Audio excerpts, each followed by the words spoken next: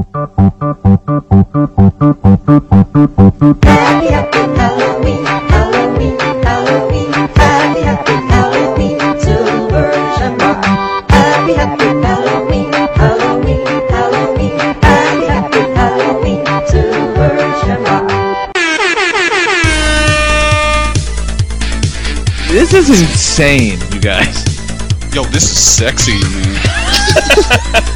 Broadcasting live from the internet, it's Tuesday night, and this is the PanelsOnPages.com podcast with your host, Lee Rodriguez. At the end of the day, babies are terrible people, and I'm not sorry for saying it. Jason Nyes. Motherfucker, I won best costume! Jose Guzman. Yeah, I know nothing about Firestorm, except for his hat's always burning. And Kelly Harris. Boy, love, it appears we got a penis in the mail. I glued my fucking eyes shut! I just want to see all these Yelp reviews of Jose's jizz. Oh, sorry, I knocked over the salt. Like you had anything better to do.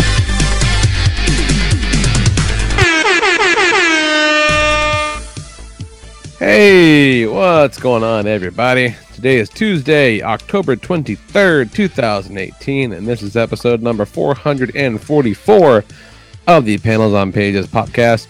I am your host, the Lord Reverend Lee Rodriguez, and joining me tonight, we got Mr. Jason Nyes, Jose Guzman, Got my own bed back. and Kelly Harris. I imagined my favorite Star Wars scene.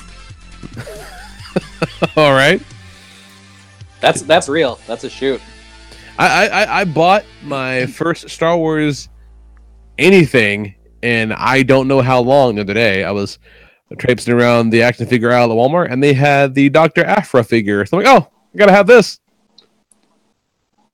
The little one. I bought this, and then like 2 days later, I saw the 6-inch black series on Twitter, and I'm like, oh, that's okay. I'll get that one too. Yeah, I'm probably gonna pick up the 6-inch with the murder droids. That's the thing. The murder droids also come in 6-inch the black series. I gotta have the murder droids too. They're the fucking best. Like she is the best Star Wars character of all time. She's fantastic. Yeah.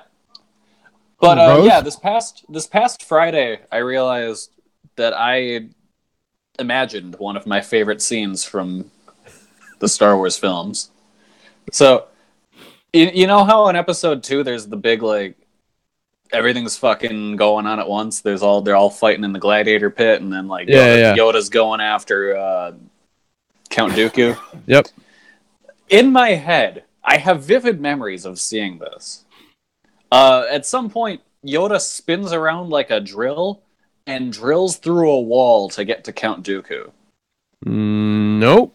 Apparently, that does not happen in that film. They drill through. That sounds like Total Recall. I have vivid memories of seeing that. Nope. Obi-Wan and Qui-Gon try to cut through a wall. But see, here's the thing. I've never seen that movie. That's fucking hilarious. So that's not even what I'm confused. I've never even seen that one. That's so, pretty like, funny. I've been telling people about this scene for years and how Episode 2 is the best one because it's insane. And no, that didn't happen. I just made it up. So did anyone ever challenge you on this? Or Not when you said until it, you're this just like, past okay, Friday. great. No, not until this past Friday. Someone finally said, Kelly, that didn't happen. And then I said, no, that totally happened, and went searching online and couldn't find any evidence of it. Oh no! And it sat on, and he watched the whole goddamn movie and said, wait a minute. The last time I watched that movie, I watched it in French because it's funny. That's fucking great. All the aliens have great French accents. That's great. Highly recommend watching Episode 2 in French. But yeah, so if anyone else ever imagined movie scenes that they really enjoyed and found out they were not real, write into the podcast. Let us know. Ooh, that's a good one. Yeah. What shit? We'll open it up. Like, what shit have you been like just flat out wrong about? and knew you were right about. Sick. Like knew in your fucking bones you were right about, but turns out not so much. I was kind of thinking I got Mandela affected. Like, I'm from a universe where Yoda drilled through that wall. Could be. Maybe that's what it is. Maybe that's it. I'm not gonna say that didn't happen to you. So yeah, all right. So before we get too far into it, let's just take a minute and can we all just give a collective just fuck you to the Sniffles? Because man, Sniffles fucking suck. Yeah, YouTube took a shit on us last week, like minutes before showtime, really. Like, and so we're like, okay, so what are we gonna do? And we're like, well, here's the thing: if we don't do the show, I don't have to be up here feeling all shitty with my sniffles. And Kelly's like, I too got some bitch sniffles. Like, it's just bad. It fucking sucked, you guys. I'm still not sniffle free. I've been sniffling straight up since like last Saturday. You know what he did to get rid of them? What happened, Mahoney? He ate a shitload of Band-Aids, Lee. Cleared those sniffles right up. God damn it. Tell him, Lee. I didn't do that. Don't tell him. Don't tell Hey, anyone Mahoney. I do that. Mahoney. Hey, Lee. Mahoney. Yeah? How was your week? Not great, Lee. Wasn't that good. But, you know what? I came within 6 points of beating Vetter, who's our number 2 team in the whole league. All right. And that's with getting 2 points between 3 running backs. So, I feel pretty good. I'm a little pissed that I lost, but I feel pretty good about it. I was rooting for you. Oh, I was so close. One touchdown away. Tito to lose, I needed you to win, and I needed Tito to lose. Yeah, well, we all want Tito to lose. Speaking of Tito, let's start with Tito. Tito has somehow convinced Juan to trade him the 3rd best defense in football for the 30th best wide receiver, which I could go get right now on waivers. I could go get a 30th best wide receiver on waivers right now, and somehow Juan is paying the 3rd best defense price for a guy like Nice. You should have offered fucking what's his name, Michael Crabtree, because you might have gotten the Saints defense out of Juan if you had offered that. I should have drafted Tiki Barber and tried to trade him. Yeah. Why did I give away fucking Jordy Nelson when I could have got the Bears defense for him? Oh my gosh. What do you think? What player do you think we should have offered? The big one. The big one. Yeah. One of them big guys. LeGarrette Blount. Yeah. I hear that guy's huge. Yeah. So, Juan, what's up? What's your fucking Juan, deal? you want us to veto the trade. You probably might have been able to get Tyreek Hill, but no, you shoot for fucking Devin Funches. Ron Funches. Ron Funches. Juan, his defense. Juan, we've got scores 4 4 people. points. We can veto the trade if you want us to. No, there's no veto in the trade. Juan offered the trade. Blink once for yes. Juan offered the trade. Make him live with the consequences. I can't fault Who's Juan's defense now? Juan has the fucking Rams and the Bears, the number 1 and the number 3 defense. And for weeks, I've been like, Juan, why do you got 2? You can only play 1 defense, and it's not like they can get hurt. It's not like 1 defense is going to pull a hammy and go down.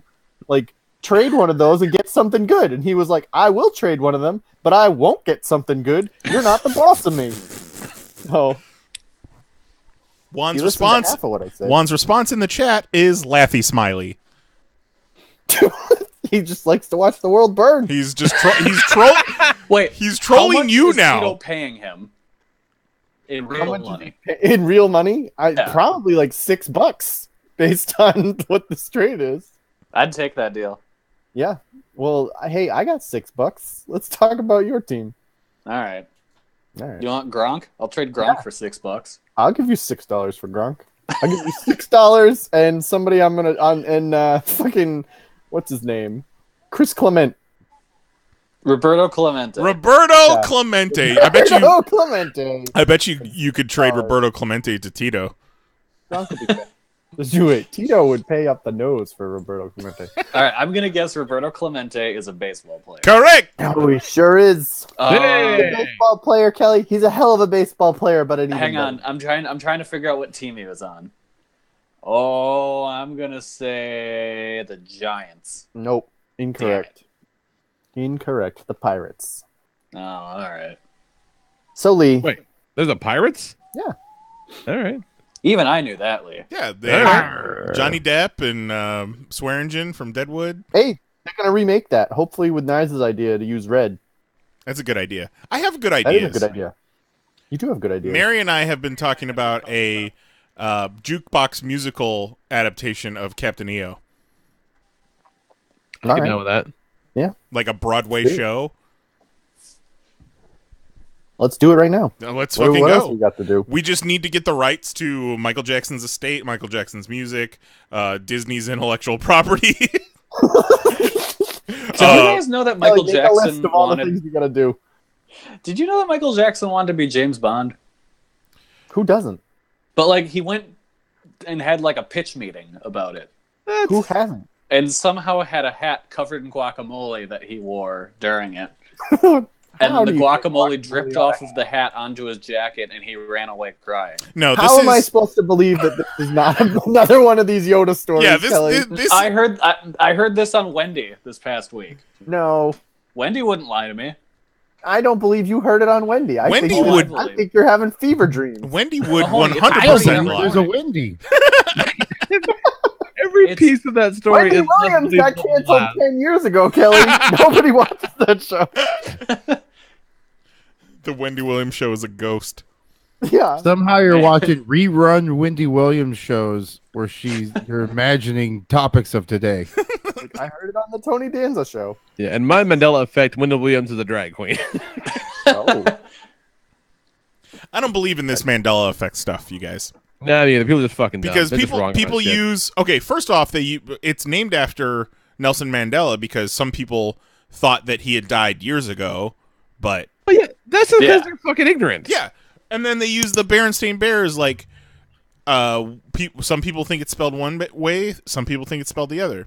Yeah. In one Or situation... some people just don't know how to spell. Yeah, some people just don't know how to spell. You're remembering it wrong. And then maybe there was typos at some point.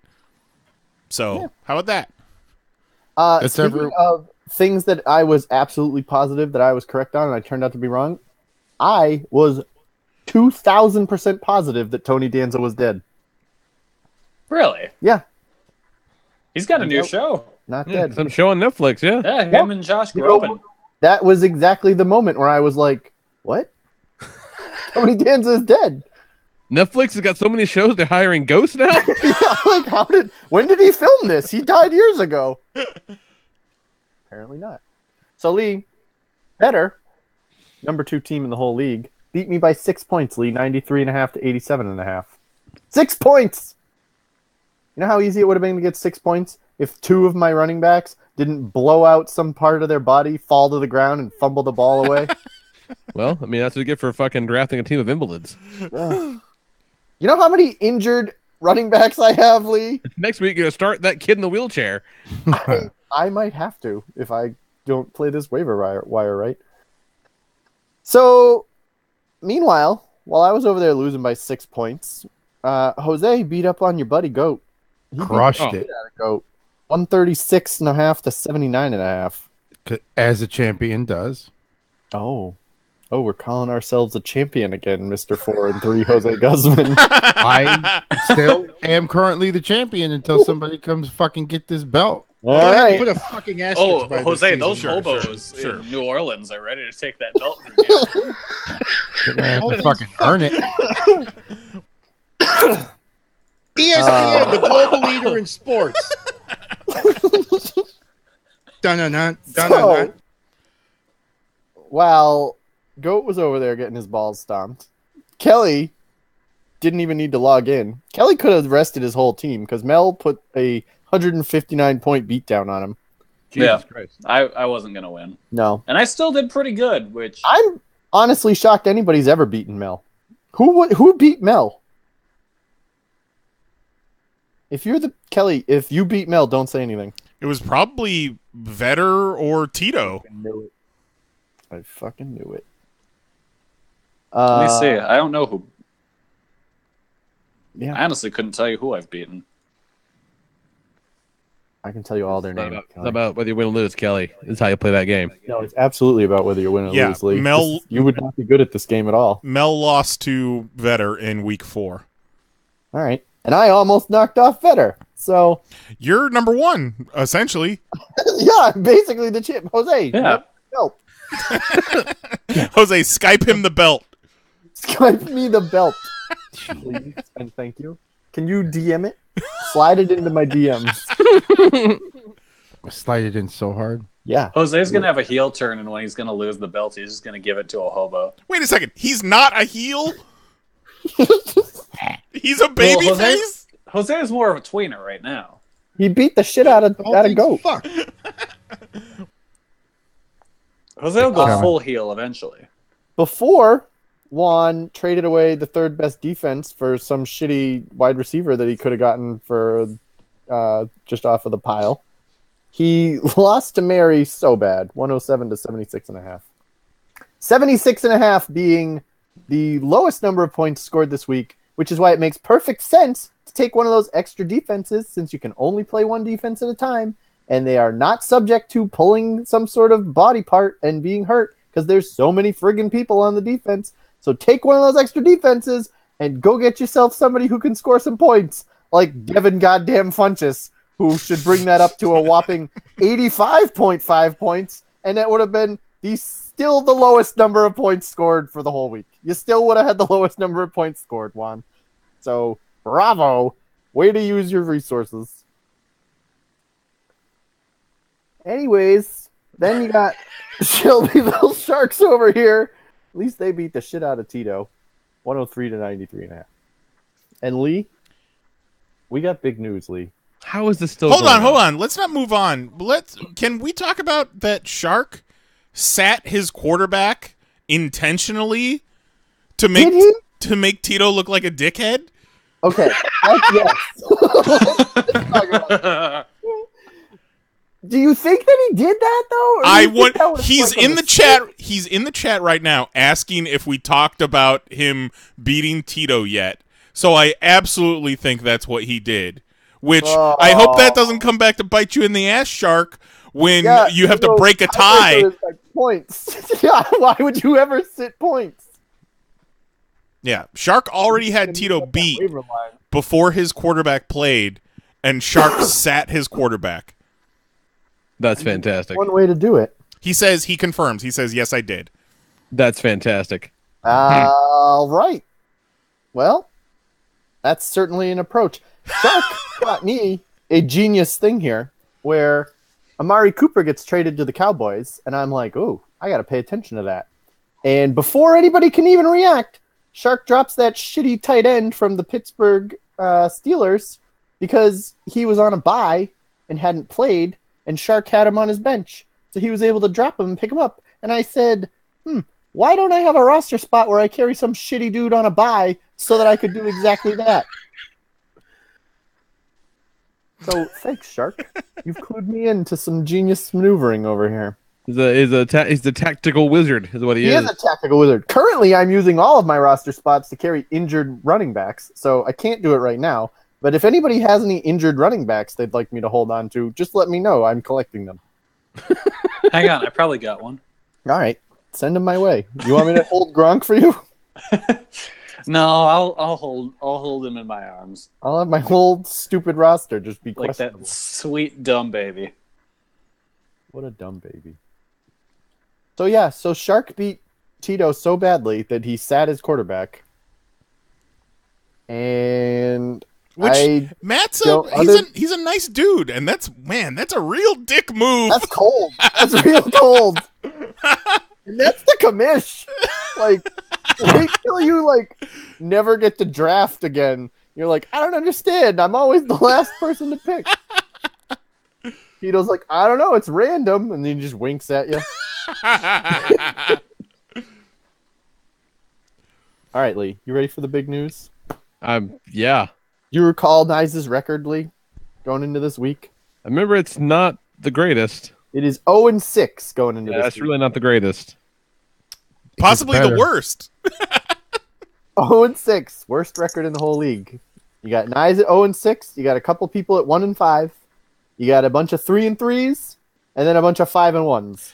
And I'm actually trying, which is the sad part. Yeah. Like, I'm not intentionally sitting my quarterback or accidentally sitting my quarterback or accidentally starting a tight end that was out or accidentally not starting a kicker. Like, I'm playing with a full roster, and I just can't catch a fucking No, break. you started somebody who was out, didn't you? No, absolutely not. No, I did because he got traded, like, a little bit he got before. traded last minute, and then he got traded last minute, and I didn't have anyone else I could replace him with because of all the bye weeks I got hit with. Real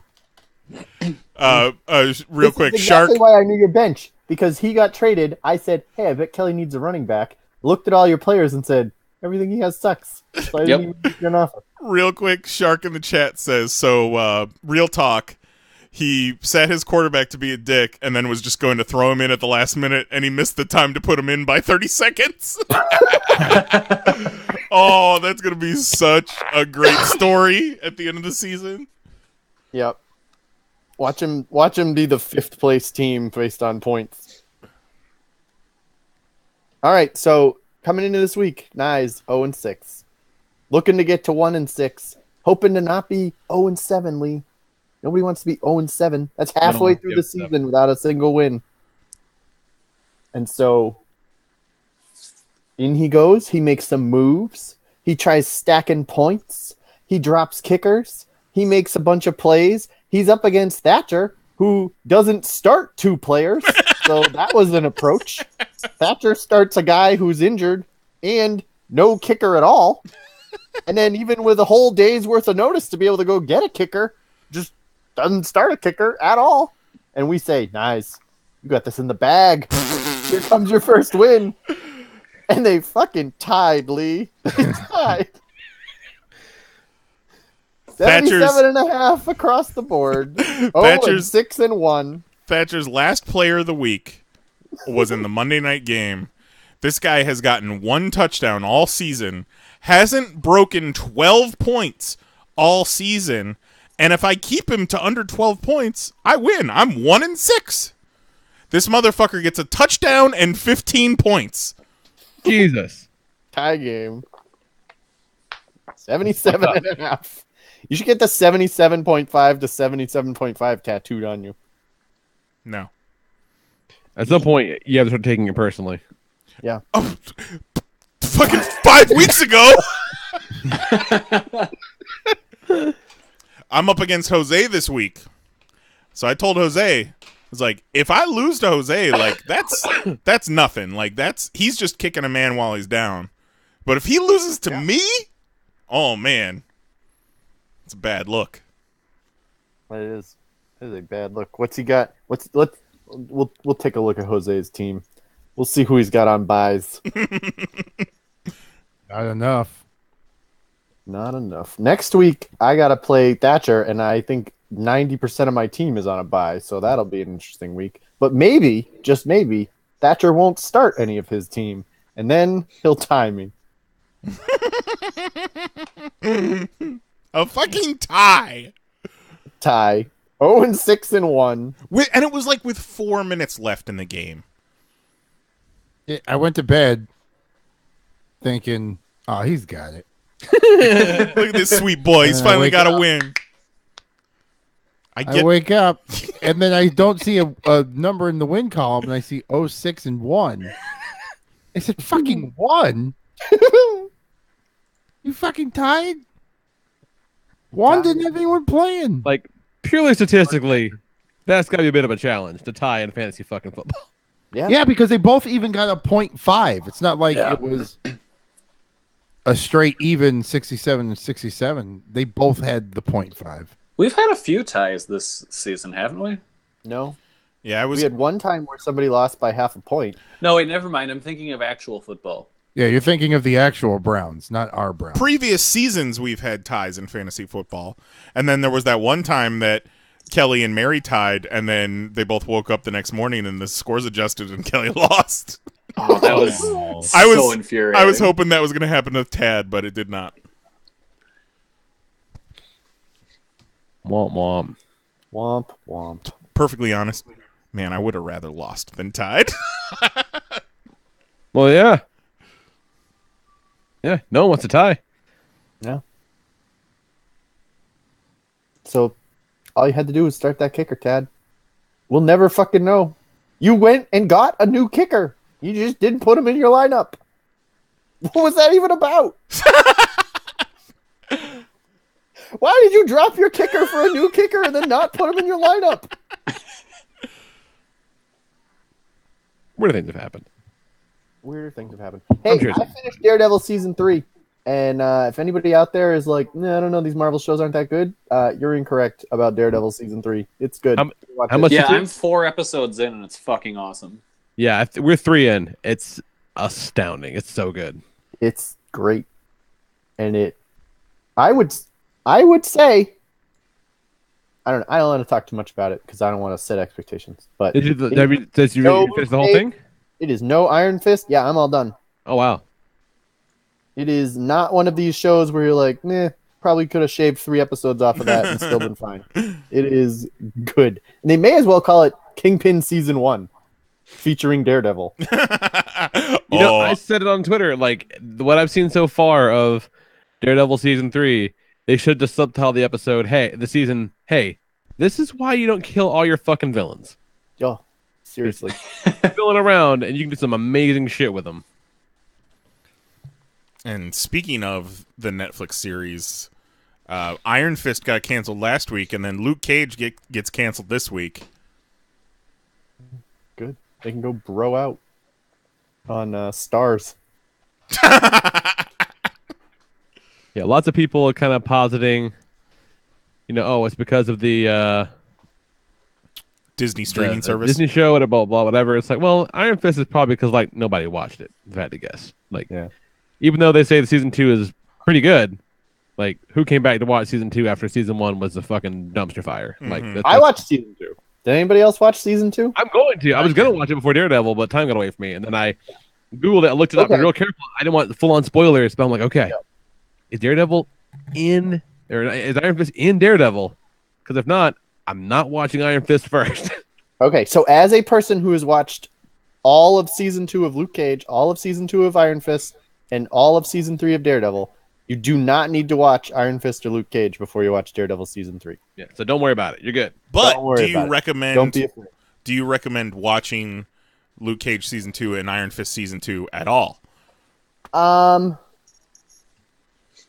Luke Cage season 2 and Iron Fist season 2 were more enjoyable than Luke Cage season 1 and Iron Fist season 1. Totally. There's so much shit in the world to watch. And if you're happy with what you're watching and you don't need a new show and you never get around to watching those, you'll be fine. Yeah. But if you're looking for 13 hours to kill, and Iron Fist is only 10. They only made 10 episodes of that. So that's actually a little refreshing because it moves a little quicker. Yeah, more of that. It's not awful. It's not bad. Whatever. Watch it if you want. Don't. It won't matter. I liked Bushmaster as a villain quite a lot. He was good. There's good parts about both of those seasons. Bushmaster is a standout for Luke Cage. Did he ever just keep saying his name was Bushmaster and then wink at women? Not quite. Kind of though, like basically. Fucking good. I like that guy a lot, but like I'm also I'm a sucker for patois and all that crazy Jamaican slang and shit like that. It's super fucking cool to me. Lord of mercy. And if you're gonna watch Luke Cage season 2, watch it with the subtitles on because it's fucking great watching them subtitle all of that. They type it phonetically, they don't type the words that are being said. They type the accent of what is being said on the screen, and that's pretty fucking great. Yeah, we would be further along in Daredevil if we hadn't gotten distracted by a few episodes of this Haunting of Hill House on the Netflix. And how is that? It's fucking legit.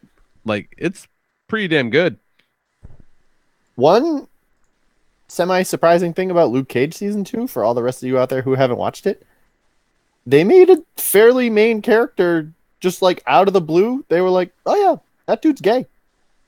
Yeah. Or at least I mean, I don't want to classify him on his behalf, but he's something. Luke Cage. Maybe. I don't want to spoil it. Yeah. Like, kind of came out of nowhere, but I'm like, all right, I guess I get it. Yeah. I was like, oh, look at you. Look at you, Marvel. Speaking of getting it, Haunting a Hill House, Carla Gugino can still get it, you guys. Well, of course. Who's that? Carla Your Gugino, mom. she was Silk the first Spectre. Silk Spectre in Watchmen. She was Oh, okay, yeah. She was the Spy Kids MILF. in fact Spy Kids MILF. It's going to go on her tombstone. Good stuff. Oh shit! All right, what the fuck else is happening? Let's see. Lee, before we go, do you vote yes or no on Denim and Jose and Tito's trade? Yeah, sure. It's so funny. Mary called Juan Denim this past weekend. I was like, when's the last time any of us called him Denim? I don't know, Silent K. Oh, you thought that was so funny. I laughed my fucking ass off when Jose's niece called you Silent K.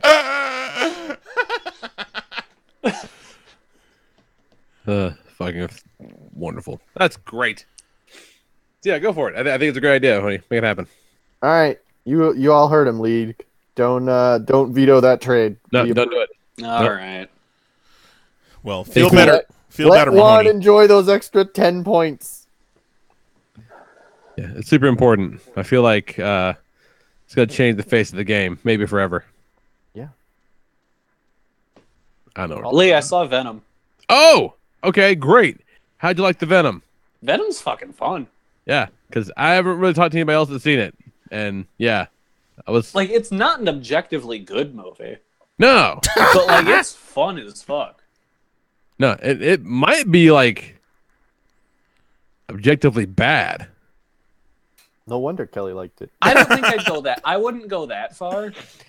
I think the last act is a fucking mess. I think if it had come out the same time as the original Spider-Man movies had, people would be heralding it as a classic. Well, Oh, sure. It looks like one of those mid-2000s Marvel movies. Yeah. It's just a movie so Tom Hardy can make funny voices. And I'm okay with it. Yeah. Isn't that every Tom Hardy movie? Yeah, but this time he gets to do two of them. Oh. Because he gets to talk to himself. He gets to be like, hey, Venom, it's Eddie Brock from New York. You know how it is? And then Venom goes, yeah, buddy, I know what's going on. brother. Hey there, I'm in your head. Want to go eat some people? That might be a direct line. Yeah. No, Venom, that's not cool. I'm from New York. I'm Adam Sandler's mother. I know you're working here. I'm walking here. Yeah, They no, do there's like... in the very tail end of the movie, I think it's I think Venom straight up like eats an entire person in a convenience store. Yeah. And they just like play it for laughs. Yeah. It's like, no, he eats that guy. Like, that guy's gone.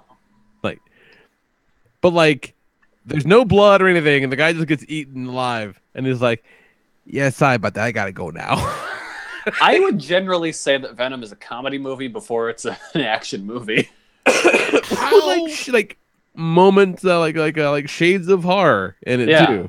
Like, there's genuinely funny moments in that movie. Yeah, it's How does he eat an entire person though? Like, it's just gone. Where does it go? I guess he eats him.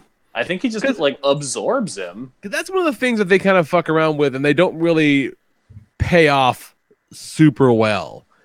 Where the idea is that, you know, the symbiotes can only bond to organisms if they're really super compatible or whatever.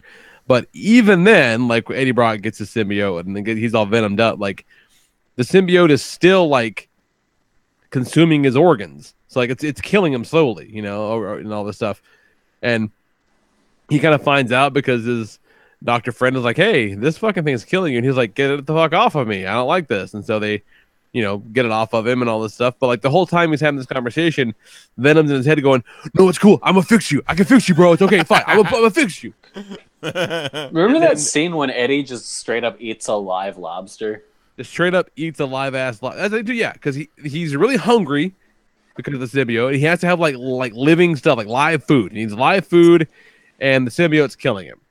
And then at some point, both of those fairly significant plot points just kind of like go away. But I mean, Eddie does tell Venom, he's like, "You can eat bad people." But like his whole, the lack of organ failure is never really super addressed. Like, because he starts eating bad people. I guess, but like he ate that fucking lobster, and it didn't matter. I guess. Well, the lobster's not people. It's not people. Lobster's not people. Yeah, it's. I do like the scene where Venom is just like, "Hey, Eddie, on my planet, I'm a loser too." Yeah, like they're suddenly pals out of nowhere. like their relationship is somewhat adversarial until like the third act remembers there's a bad guy. You finally meet the bad guy in the third act. They explain his evil plan in about 40 seconds, and they're like, "Oh, we should go stop him now. I'm a good guy." Yeah. It's real stupid, but a lot of fun. Remember when Stan Lee showed up and you got real sad because he looked fucking rough? He looked real bad. He looked so bad. I really expected his line to just be like, "I'm dying." He looked really rough. And I do love also that there's one of the car chase in the trailer where he's on the motorcycle is a pretty fun car chase. That seems great. Pretty good, pretty fun sequence. But they shot it on location, I guess, in San Francisco, and it's a nighttime shoot, whatever. So you see them drive by the very distinctive, very well illuminated Rialto Theater about 17 times during that chase sequence, and it is very fucking distracting. like they're just circling the same 2 blocks for the entire fight. It's kind of hilarious, but budget. And then again, without spoiling it, these guys haven't seen it, Kelly. How about that credit sequence? I'm not wrong, right? It was cool. I mean, I preferred the second scene more. I didn't know there was a second scene until 3 days later, so I was kind of bummed out about that. What? Are you fucking new to this, Lee?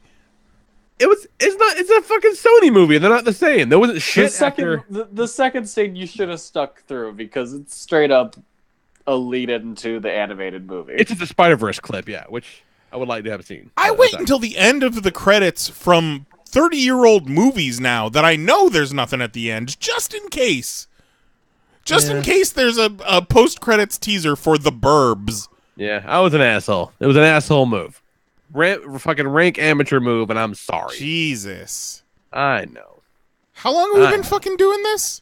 How many times have we talked shit about people who get up during the credits? I'm not gonna leave during a fucking Marvel movie, like a Marvel Studios picture. It's got it's not Marvel Studios, but it's got the Marvel logo on it.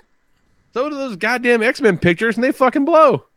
Man, that trailer for that new X-Men movie looks like garbage. I can't. I can't. Fuck that movie looks dumb. You guys know there's an X-Men TV show on right now? Like, wait, talking about The Gifted? Yeah, that's a real thing. Aren't there like 4 X-Men TV shows on right now? Fair enough. Whatever happened to that spooky one that they were doing? That went back for reshoots and may be lost forever. Yeah, it got pushed back until next year, and it was supposed to come out in April of this year. Yeah. I think somebody got cold feet. New Mutants. Because it looked awesome.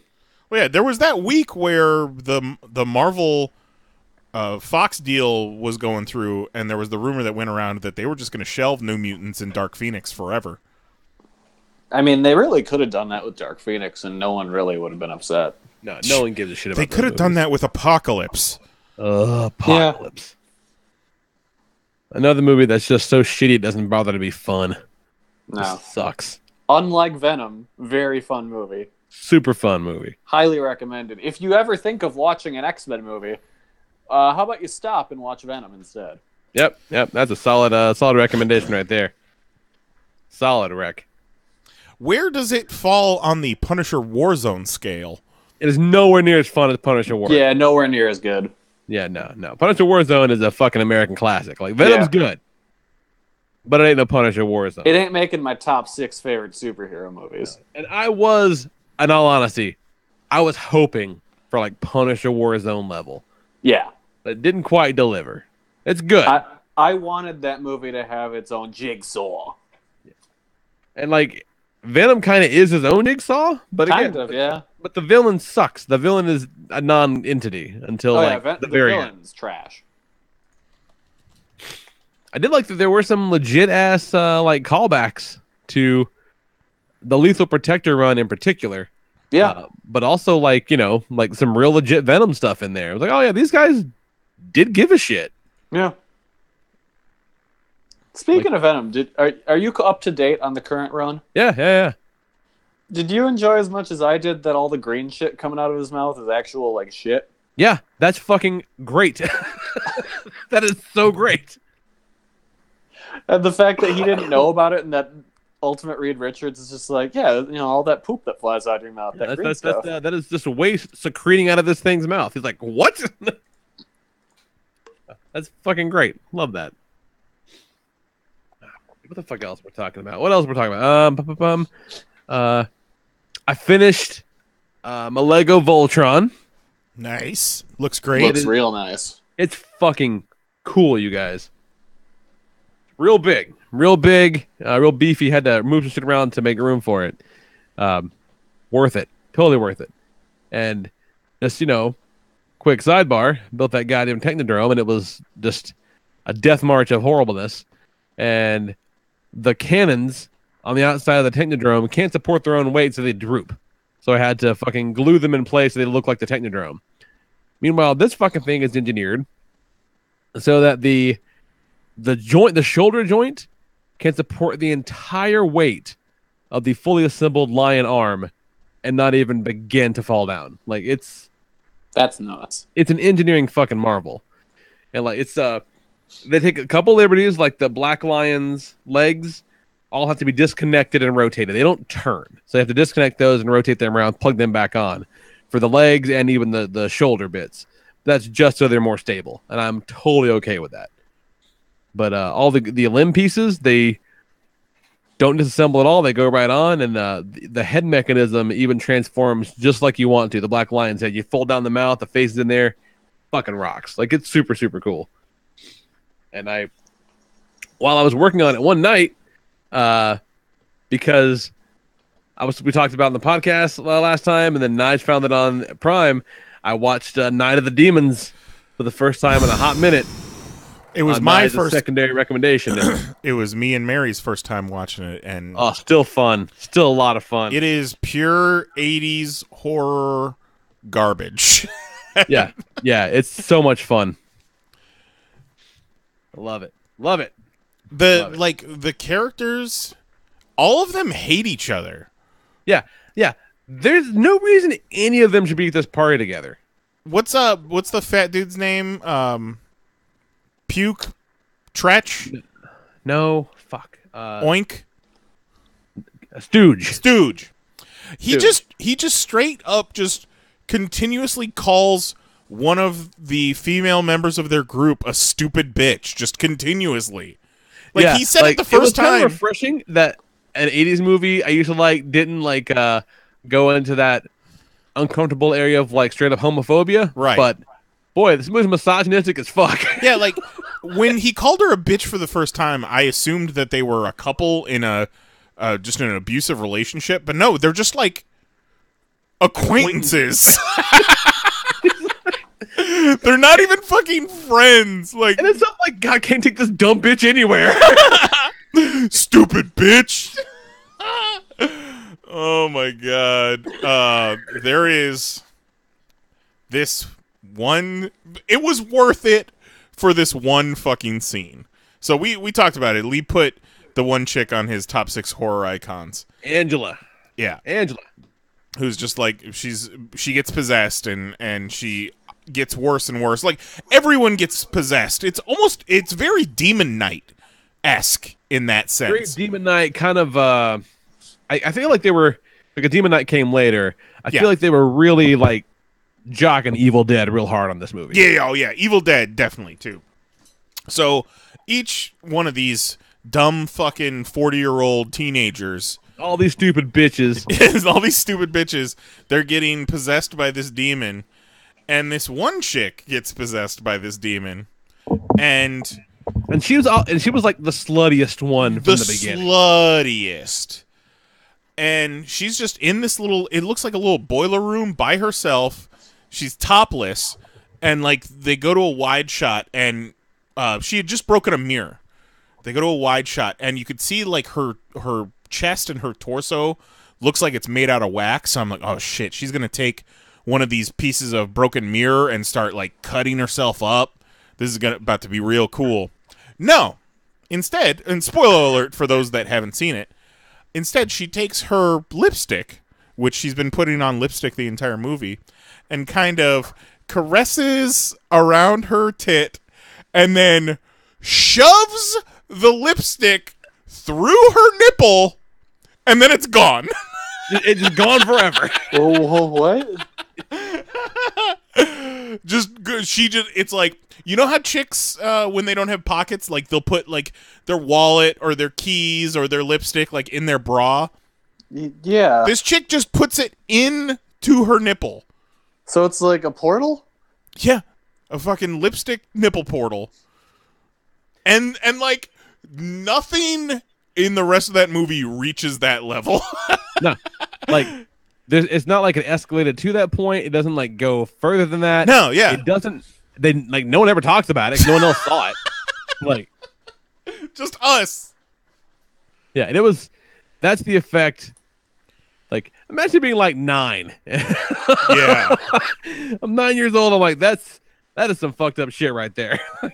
There is a lot of nudity in it, but not nudity from the. Well, I mean, we got the chick in the Alice in Wonderland costume.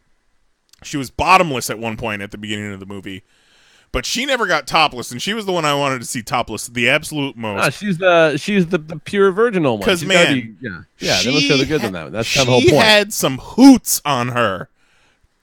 Hoots. Also, her kid brother commenting on Zed hoots to an alarming degree. Her kid brother, Donnie Jeffcoat from Wild and Crazy Kids. Get the fuck out of here. No shit. Well, hot damn. Let me confirm. Yeah. Did you see any dong in the movie? As Donnie Jeffcoat Jr. I don't believe there was dong, but there was front crack from the chick that stuck the lipstick in her tit. Yeah, nice. Front crack. Well, like it is a delightfully good time. Like it's like again, it's not objectively good. It's fucking terrible. But they went on to do 2 sequels, and I even saw a remake in like late night Showtime one time. So didn't watch it though. Didn't watch the remake. Yeah, it's a damn good time. It's a fun time. So thanks for pointing that out because I had a fucking blast. Nice. I'm glad I watched it, but man, what a piece of shit. And the only thing we're talking about is got myself an anniversary coming up this week. Thursday, Nicole and I will have been married for 15 fucking years. It does seem like it could be real. Jeez. Fucking nuts. And because she can't do anything small, she fucking went nuts, and the lady bought me a big-ass iPad Pro, and it's fucking cool. Like, it's pretty damn dope. And because you can't do anything small, she had that motherfucker custom engraved in the whole 9 because she's just the goddamn best. And what did the inscription say? The inscription says, Lord Reverend Lee Rodriguez, husband, father, badass. Because she knows how to push my buttons. Like, oh, girl. Too bad I got the sniffles right now. Because, you want to talk about the sniffles? You know who doesn't want the sniffles? My fucking beautiful wife. And she's like, no, don't even fucking touch me. Keep that over there. I'm like, statistically, there's no way what I want to do is going to give you this sinus infection. There's a 0% chance. And she's like, no, get the fuck out of here. Fine. She's so mean sometimes. So mean, but so great. That's all I got. Anything we're talking about, Kelly? I've been playing a whole bunch of Street Fighter 6, or not Street Fighter, Soul Calibur 6. Oh, yeah. That dropped on Friday, and I have probably put somewhere around 10 plus hours into it already. Damn. That's a good-ass game. Damn. If you are, as I am, a Soul Calibur fan of the past, it's essentially... It plays like Soul Calibur 2, but with some new mechanics that actually are pretty rad. So I highly recommend it. It's probably the best fighting game I've played in a while. Really, really good character creation mode. Like, really in-depth stuff. I know I'm going to mess around with that a whole bunch. I made a decent Guts from Berserk. That looks pretty good. I need to work on it more. I saw people were making lizard people with big old dicks before. That tracks. Yeah, Sounds about right. That's a thing. But yeah, really good game. A lot of value for your money because there's like you've got the mission mode, which you make your own character, and then you go through all these various missions that have like its own story. But each chapter thing has its own little mission. And then there is just normal story mode. But how that works is you have a main story timeline, and then each of the characters in the game have their own miniature one, where they pretty much have their own little story of what they were doing at this point in the overarching timeline. So you've got a bunch of mini story modes in one. It's big fan of the story modes in fighting games lately, man. That's a great move. Yes, no, I really love how they did it. So it's not like, because normally you get like, oh hey, let's see if we can shoehorn everyone into this. It's really nice how they have the main story and then all these other like, oh, here's what they were doing. Oh, here's what they were doing. Here's where these two hung out for this little bit. So it's a really nice way for them to do it. And then, of course, you have like arcade modes for each character too. So like, there's a whole bunch of shit you can do. And I'm not even playing online because I don't give a fuck about doing that. But that you can do that too. But yeah, there's a whole lot you can do. Of course, make your own characters. Like I was saying, it's really good. I'm a huge fan of it so far. It's going to rank very highly in my Game of the Year list. Damn, all right. And yeah, outside of that, I haven't been doing much because I had the sniffles too. Fucking sniffles. Fucking sniffles. What you got, Nice? So, continuing our October viewing habits, picking out creepy, spoopy movies. One that I had heard about previously was called The Greasy Strangler. And I pulled it up on Amazon and I gave Mary the elevator pitch and she was like, let's fucking go. Let's do this right now. So the elevator pitch is essentially it's Tim and Eric meet John Waters. None of them are involved, but it's very Tim and Eric-esque, very weird and gross like a John Waters movie, but it's this father and son, and the father is this serial killer called the Greasy Strangler who dunks himself in vats of like fryer oil, like congealed animal fat, naked, completely naked, and then goes and chokes people to death. How you gonna choke somebody when you're all slippery? But So it's like the slippery deaf guy from very much so like the slippery deaf guy. This movie isn't about your logical hoops, Lee. Like, I can't choke the moment I'm sweaty. He's great at it. He's really good. He found his calling. This movie is full of nudity of people with really bad bodies for like extended lengths of time. And it's so bizarre, but and all these people, they're ugly. They're just horrible, ugly looking people that have just these awful conversations. But it was I'll never forget it. We had a blast watching it. It's terrible, but it's great. Like, I highly recommend it if you're into super weird shit. The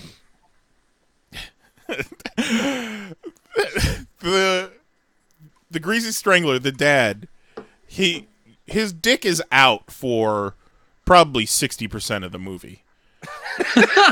And you remember in the original Star Wars when they're in Mos Eisley, there's the dude with the goggles and like the elephant trunk who tips them off to the stormtroopers. Yeah. His dick looks like that. His dick looks like that nose, like veiny and thick at the base, and then like very long and then pointy at the end. It's a prosthetic. All the private parts in the movie are prosthetics. I found out recently. I tweeted about it. The guy who did the music followed me, and apparently the same director and the guy who did the music just had a movie come out called something Beverly Luff Lynn with Aubrey Plaza, Jermaine Clement, and Craig Robinson. What's it called? Let me pull it up right now. The Ballad of Beverly Luff Lynn. No, An Evening with Beverly Luff Lynn. All right. So, I'm looking at the trailer of this on Amazon, and it looks like a thing. Yeah, The Greasy Strangler. Oh, yeah. Yeah. When did this movie come out? 2016. Oh, 2015. Oh, it's on Prime, so if you're into shit like that. And then instead of starting Daredevil Season 3, Making a Murderer Season 2 dropped on Friday on Netflix as well, and me and Mary binged that thing Friday night, Saturday morning, and Saturday night, and ran through all, I think, 11 episodes. God damn. Which, did any of you guys watch Making a Murderer Season 1? I watched the first episode, and I'm like, okay. Yeah, I didn't watch any of it because that's just what the news was for a while. Oh, yeah, because it's from Kelly's part of town. Yeah. Man, and it is just filled with just the ugliest people. Talk about ugly people. Oh, yeah. And these are real ugly. All unattractive That's people. that's just too long for, like, any subject for me. Like, I'm not going to watch 13 hours of a documentary about anything at all. We love it. We love it. The first season had no, like, strong conclusion to it. Like, they were both in jail, but that was it. And then season 2, spoiler alert, also has no real conclusion, but it's great. We fucking loved it. This attorney they get is, like, she has the record for the most convictions overturned.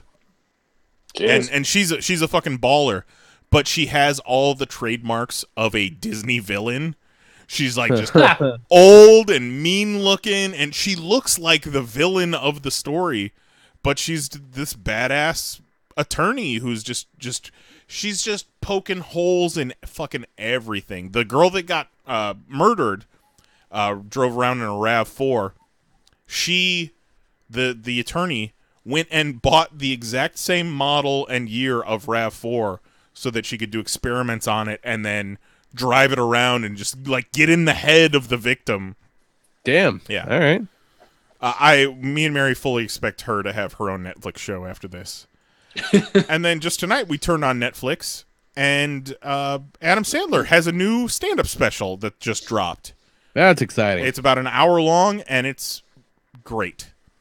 Like, we talked top 6 stand-up comics a few weeks back, and Adam Sandler was on my list.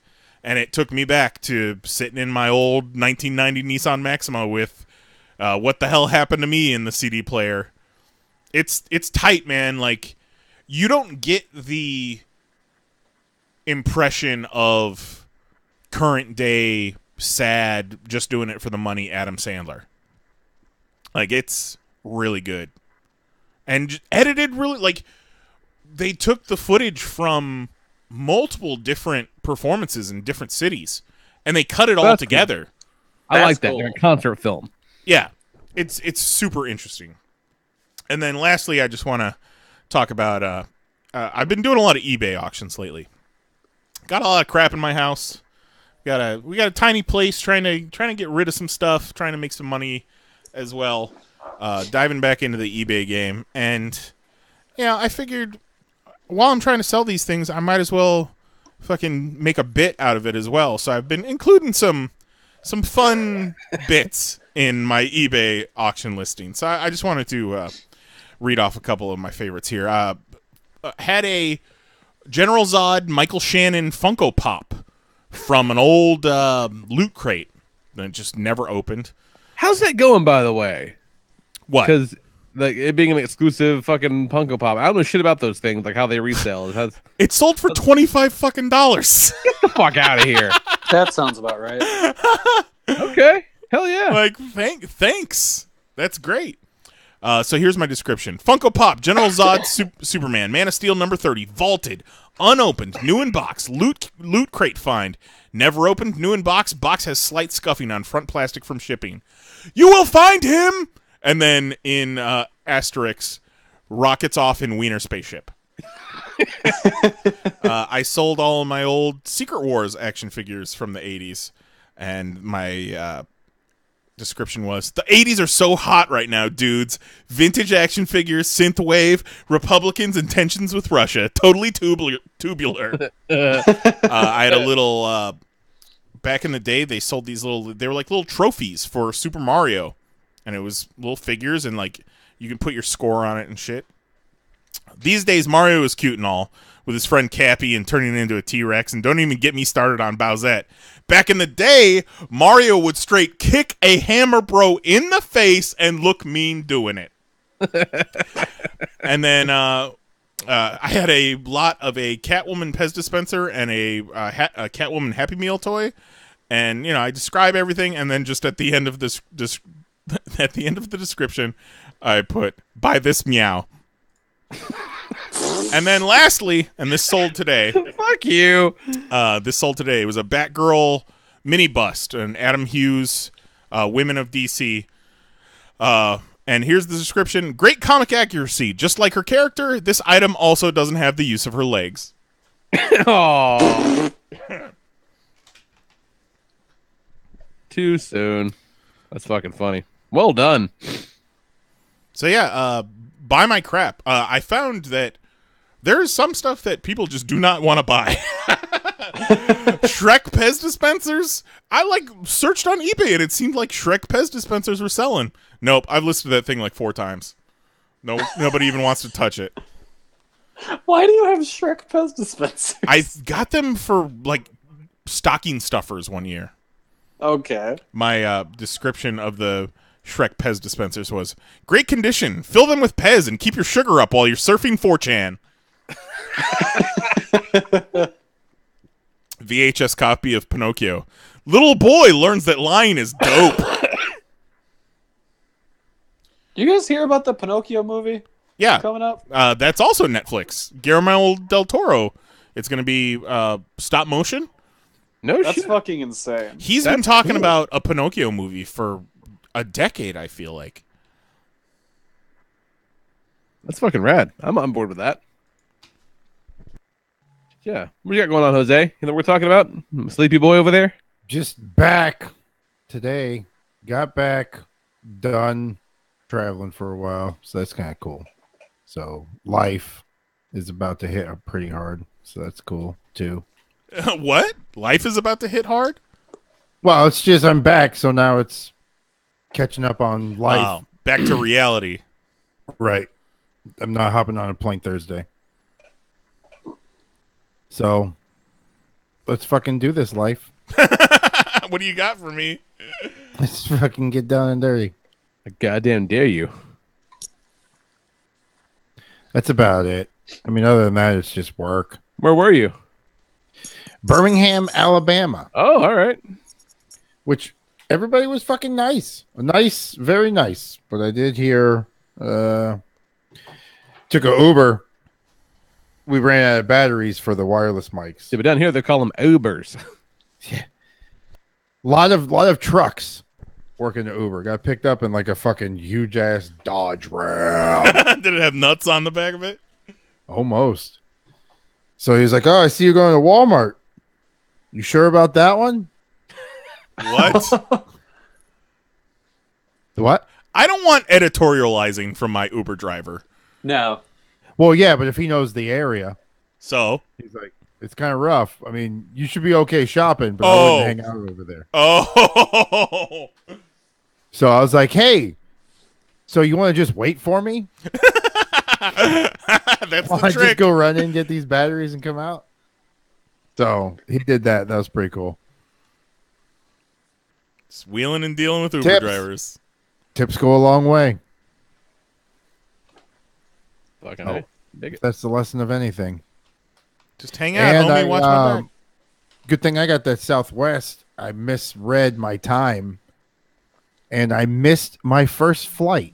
I get to the airport as it's boarding. I go and talk to the lady at the desk, and I'm like, hey, so I kind of fucked up. My flight's boarding now.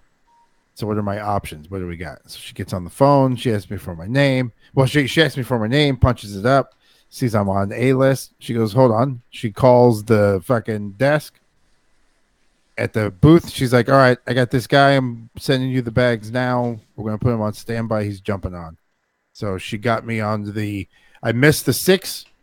She got me onto the 7, but the 6 had a layover where I had to change planes, and the 7 did not. Hey, nice. It fucking all worked out. And this is why you'll never learn. Double that. It was the newer Southwest. So the older Southwest has the Southwest first class with the seats not in front of you on your left side.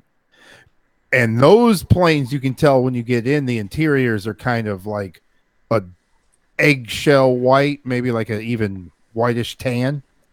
Yeah, like you used to be able to smoke on those planes. Probably. But if you get on the newer ones, it's like a grayish white, and those have the Southwest first class on both sides. So I was able to get my right side. If I sleep on laying down on my right side, that's my sweet spot. Even if if I get drunk and I'm a little woozy, if I lay on my left, the room spins way much more. But if I lay down on my right, kind of balances me out. It's weird. That is super specific, Jose. You learn that quick when you were laying on your right and you go to lay on your left and you go super spinny and then you go big lay on your right and you're like, okay. So I got to get the first class right side. Slept. Well, the only thing that sucks is you got to stay awake because you have to answer. You have to verbally give a yes. For what? Because you're in an exit seat.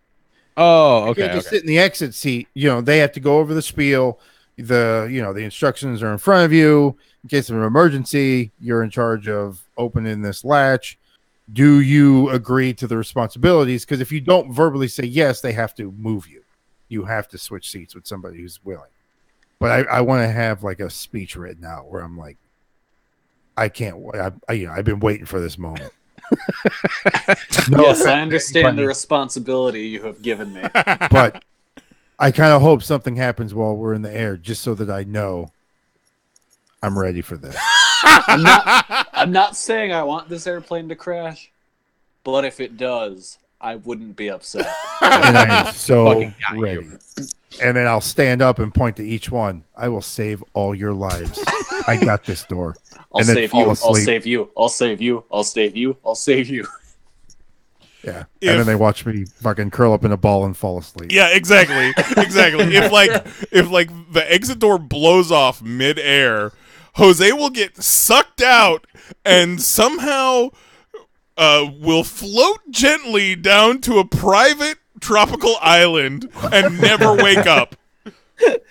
Well, I mean, eventually wake up, but where they have it, but it's like ruin. It's like a land in a ruin, and on the wall they have like drawings of somebody coming down from the sky. Because he's getting blown by the beautiful natives. What the fuck is this? Not bad. So if you can get A-list and you frequently fly Southwest, free standbys. Fuck off at airports. And then here's what's also cool is like if I want to change my flight, if you want to change your flight with Southwest, they only charge you the difference in price. They don't charge you a fee. But if you wait fucking long enough, you're going to be paying $400. So fuck that. But you get the free standby. So if I want to go, like if I'm flying out at 6, but I want to fly out at before, I want to get out of there at 4, I can go up there, wait standby. If they can fit me, I can jump on for free. So that's kind of cool. But they saved my life. I almost got stuck in fucking wherever the fuck I was at. Some good customer service, Jose. I'm glad that shit worked out. So get on that. Shout out. And if you're on the airplane with me, just know I got you. I'm ready. I'm ready for that door. Ice water in your veins. Whoa. Well, I think after almost dying in the fucking deep abyss of the ocean, falling off a jet ski. I think you're exaggerating a little bit.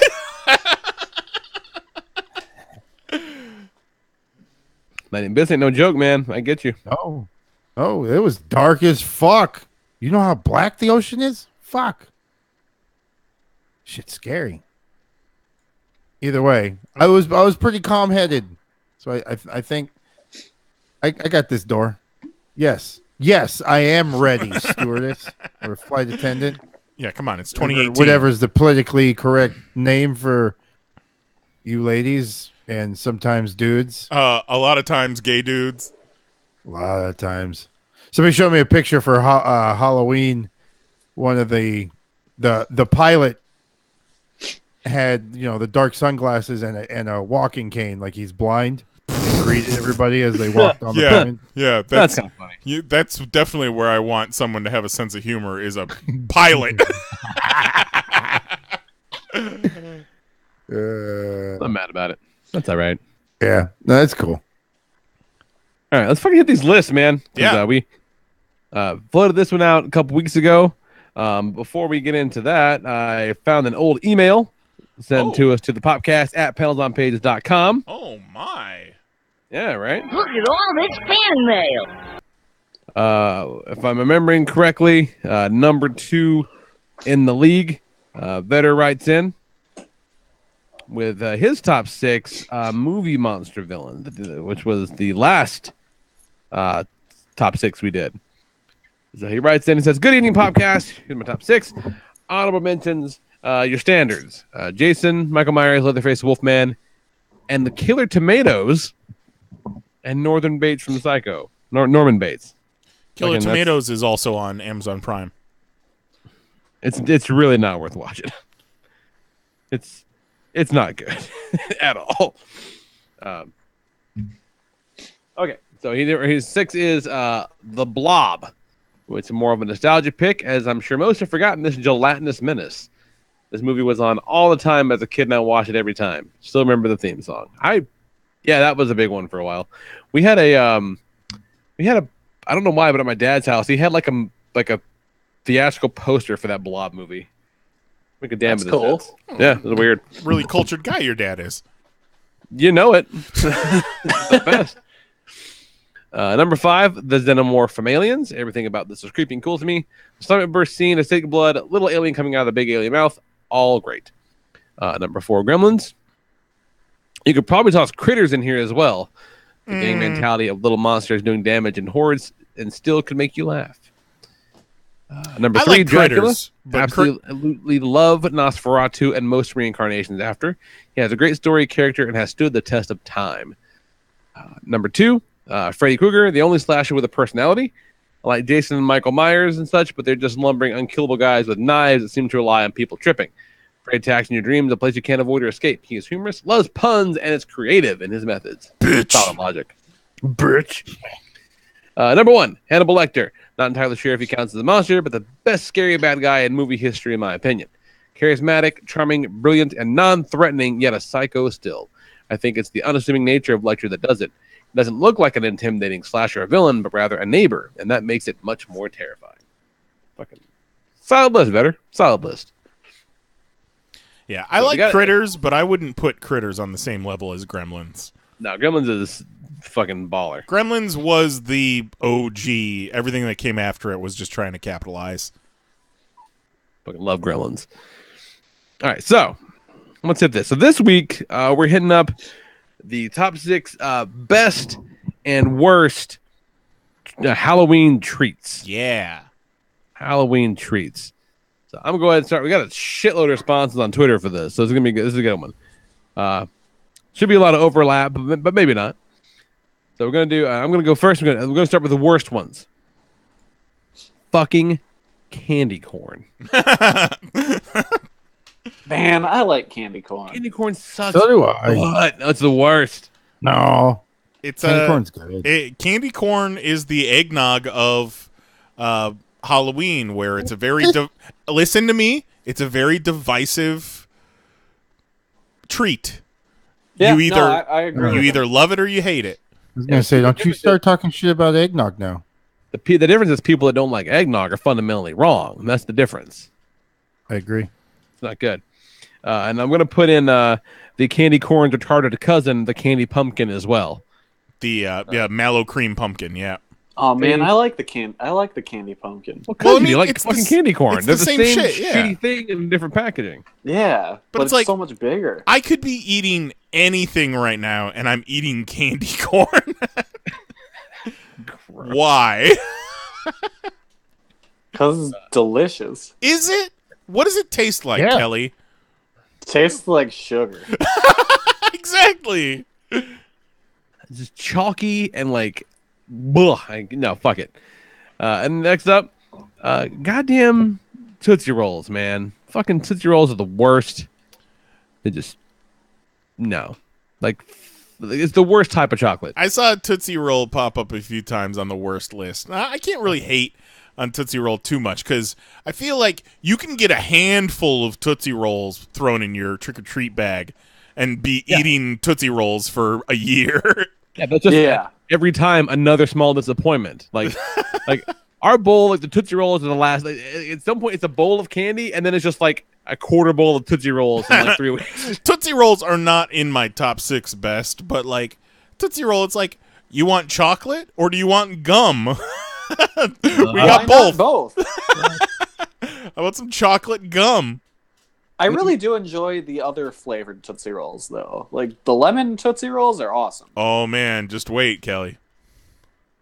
I put those shitty, I don't know if they still make them or not, but when I was a kid, those shitty orange and brown wrapped candies were a thing. Mary Jane peanut butter kisses is what they're called. Okay, there you go. I know it, but like Reese's peanut butter cups are the shit. Yes. These things are awful. Yeah. Just fucking trash. They are the worst fucking thing. They seem like they're not mass produced. Like some crazy little old lady was wrapping them on her kitchen table. Yeah, and just dropping them off like around, like just like a shitty Johnny Appleseed. And that's just another dropping one, them around the country, like just waiting to fuck up kids' Halloweens. I don't not like the taste of candy corn, but it's like the texture, and the texture of those peanut butter kisses is just bad. And like they're greasy. Yes. Why are they greasy? I feel like no one has ever eaten more than one. It's like they came out of an asshole. One's enough. They're fucking terrible. A lot of the worst candies, like, it's still candy, but it's like the shit that you're Not eating that, no. in January when you've ran out of all of your other good candy.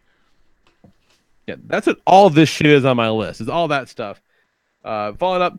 Now, I just recently learned that these are actually very different things, but they register at the same like suck point in my mind. Is fucking Whoppers and Milk Duds. Those things suck. Oh, those are very different things. Yeah. I love both Whoppers of those. are good. Whoppers are just malted milk balls. I fucking hate a Whopper. The fuck I'm facing Milk Duds. Whoppers and Milk Duds used to be two of my go-to at the movies. Yeah, fuck out Milk Duds suck, but No, Whoppers are good. Get the hot popcorn and those Butterfinger crunches, like not the crunches, but the little BBs Butterfingers. Yeah, yeah, those are great. Fucking put that in your popcorn. Yeah, that ain't what this is. This is garbage. And then, hands down, as a kid, the fucking worst thing I could possibly get when trick-or-treating is when some asshole would drop me like a little baggie in there and it's full of like pencils and shit. Oh, that's the worst. I don't think I ever got shit that terrible. Straight up. Like, I'd get pencil. It would have like 6 pennies and 3 pencils in a little plastic bag. I was like, I would set your fucking house on fire. Like, don't turn your light on. There's the shit you're gonna pull. Yeah, like why even bother? You don't have to do this. Like, not a law. Like, why are you fucking up my everything here? What an asshole. Like, what a waste of a ding dong. Yeah, like a waste of fucking, like, he's got to get up and down off the couch like 100 times to just shit in these kids' cereals. It's the worst. That guy is the fucking worst. So, all right, so then hitting up, going to the Twitters. Let's see. Mahoney says all 6 of the worst are Tootsie Rolls. Juggalo John says Sixlets, which yep. Almond Joys / Mounds. Good and Plenty's. Is it Good and Plenty like a Mike and Ike? I like a Mike and Ike. Yeah, but Good and Plenty is like licorice flavored. Oh yeah, fuck that. No, they're not good. Ooh, this is a good one. A good bad one. York peppermint patties. What do you mean? What? Yeah, Those are great. I can't see that as being a worst. No, Yeah. I'm surprised I forgot to put that on my best. Nah, I got you back, John. Fuck out of here with the I peppermint don't know patty. if I've ever gotten It's like, it's like I'm on a cool, breezy ice swap. It's like I'm on top of a snowy mountain. Terrible. No, you guys are wrong. I don't think I've ever gotten My a boy peppermint also patty. has Whoppers and Milk Duds on here, because fuck those things. And I put Wait, that did he shit. also put them as one thing? Yeah. What the fuck? They aren't one. They aren't anything like They're each completely other. I mean, different. They're similar in that Not like at all. They're round. They're round That's and they have like the same type They're of chocolate round on the and outside. Whoppers / Milk Duds. Fucking A. Doesn't the Whoppers are like a caramel center? No, it's No, Whoppers are just malted milk balls. milk ball. Yeah. What was And the with other the one Milk called? Dud. It's the same shit. No, it's not. Milk Duds are chewy. Yeah, Milk Duds are caramel on the inside. Whoppers are crunchy. Okay, yes, I'm getting them mixed up, but yeah, same shit. Terrible. No, they're not the same shit. They're not the same. No, but saying the same thing. I just got them mixed up. Is what I'm saying. One was caramel, one's like a fucking. It dissolves in your mouth. Like Whoppers hard- Yes. and Milk Duds are 2 spots. 2 spots, not 1. There's no rules, Kelly. There is rules. There's 6 things. Fucking Lee's gonna put dread on his list. You know it. Oh, I wish. Number 1, John's worst.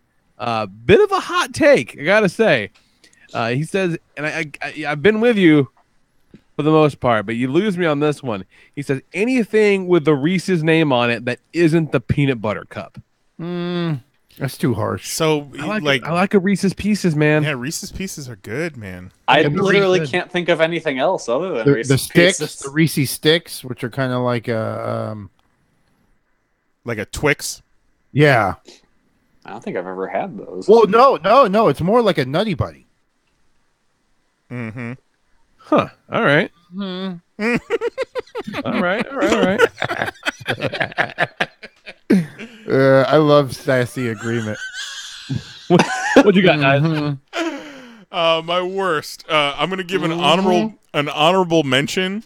This doesn't necessarily taste bad, but at multiple Halloween parties that I've thrown, people have showed up with that fucking kitty litter cake, where you make the cake inside of a kitty litter box and then use the kitty litter scoop to serve yourself, and it's like, What the fuck are you talking about? What the fuck is this? You've never seen this? No. They make it look like a full kitty litter box with little cat turds on top, but it's like This must just be a Florida thing. it's like chocolate and cookie crumbs and shit like that, and it's like, yeah, like thank you for bringing something, but I don't want to serve my guests shit, even though I know it's not shit.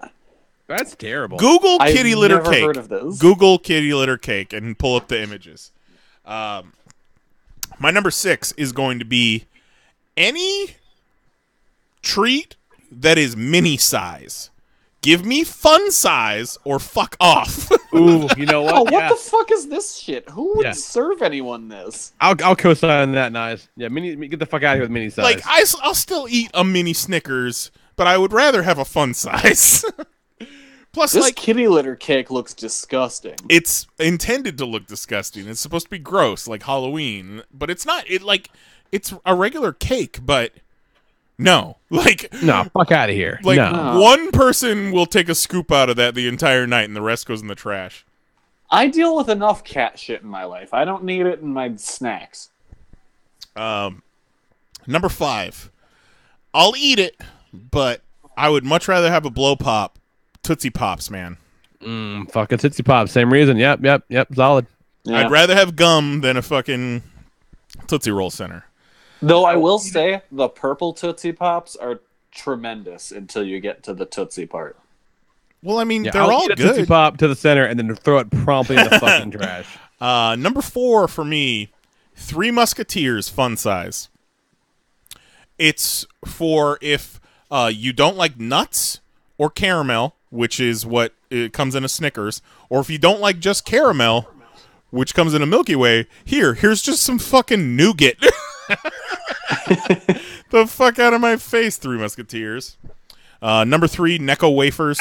You know, those quarter-sized chalk discs that don't have any flavor, and they didn't make them past 1965. They've just all continued to be in circulation since then. Yeah. Those are dead. Those are finally dead now. And then my number 2 and my Just number 1. earlier this year.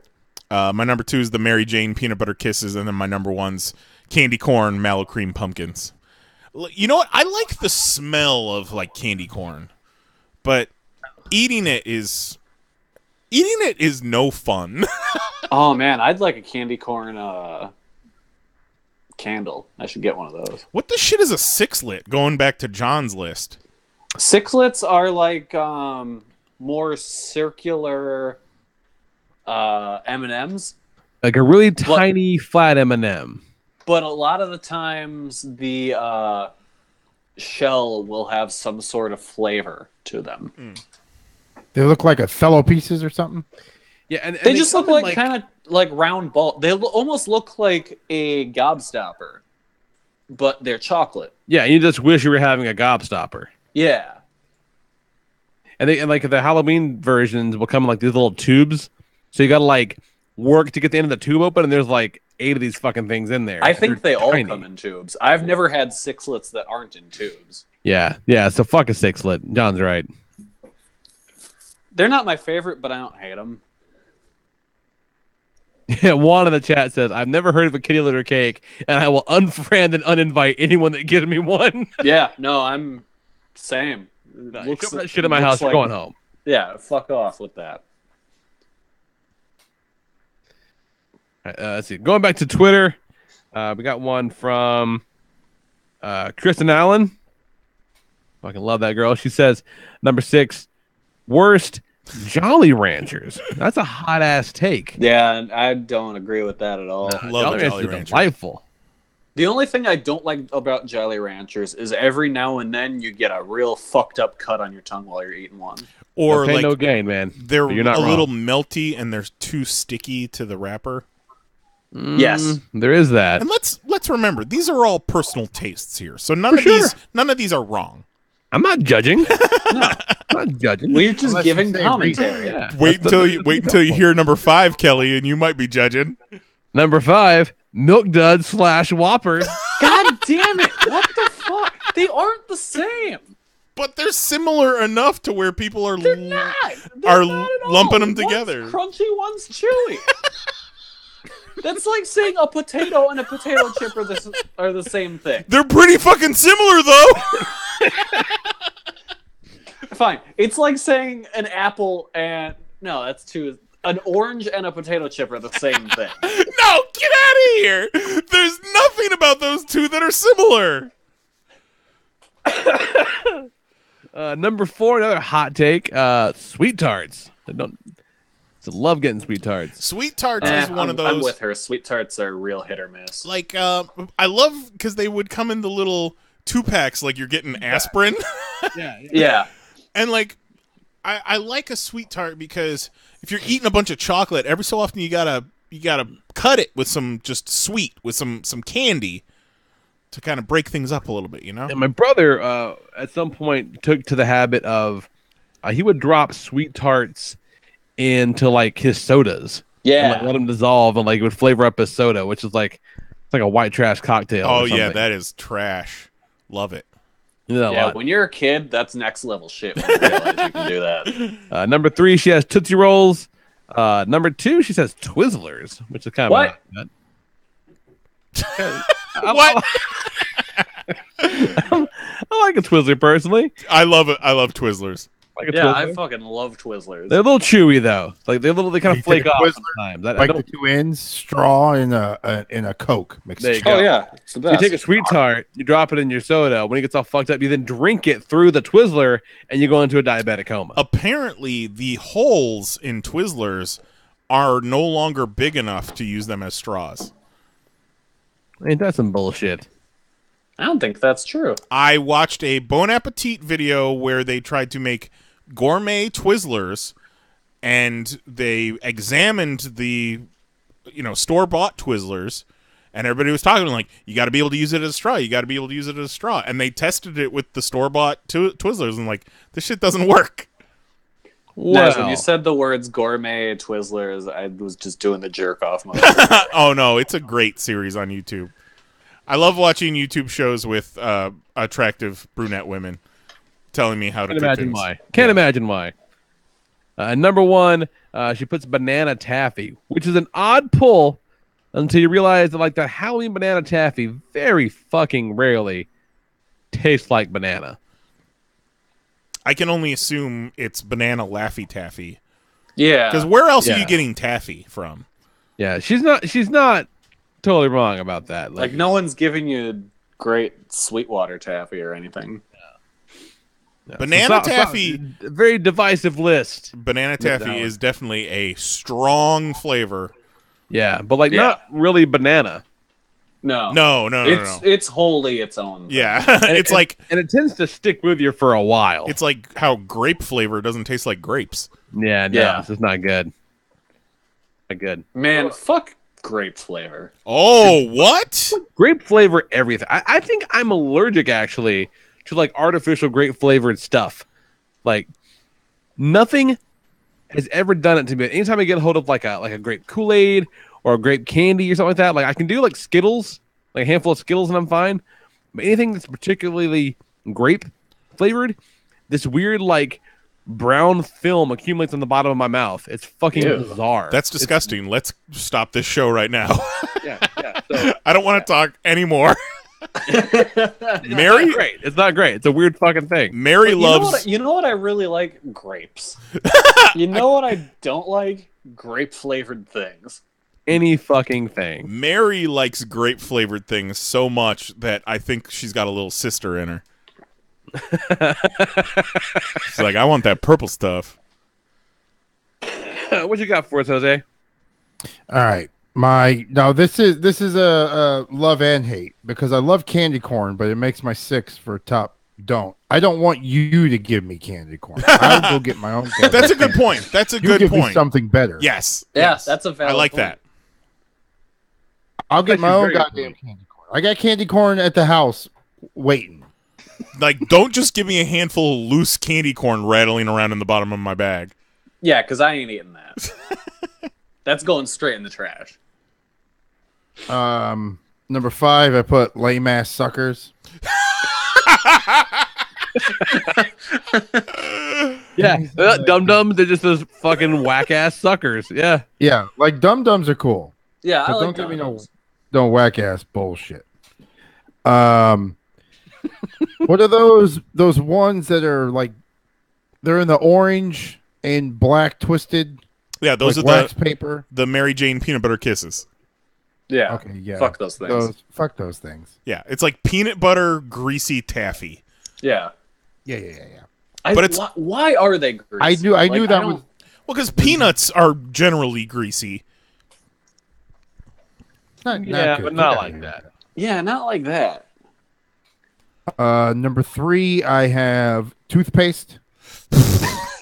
Toothpaste? Well, you've never been to somebody's house and they gave you like a dentist. Oh, wait, you know what? Yeah. Yeah, dentists I've are gotten fucking toothpaste. assholes. Yeah. Fuck you. Number 2, fruit. Yeah, fuck out here with fruit. I don't want that either. And my number 1 worst Halloween candy is razor blades.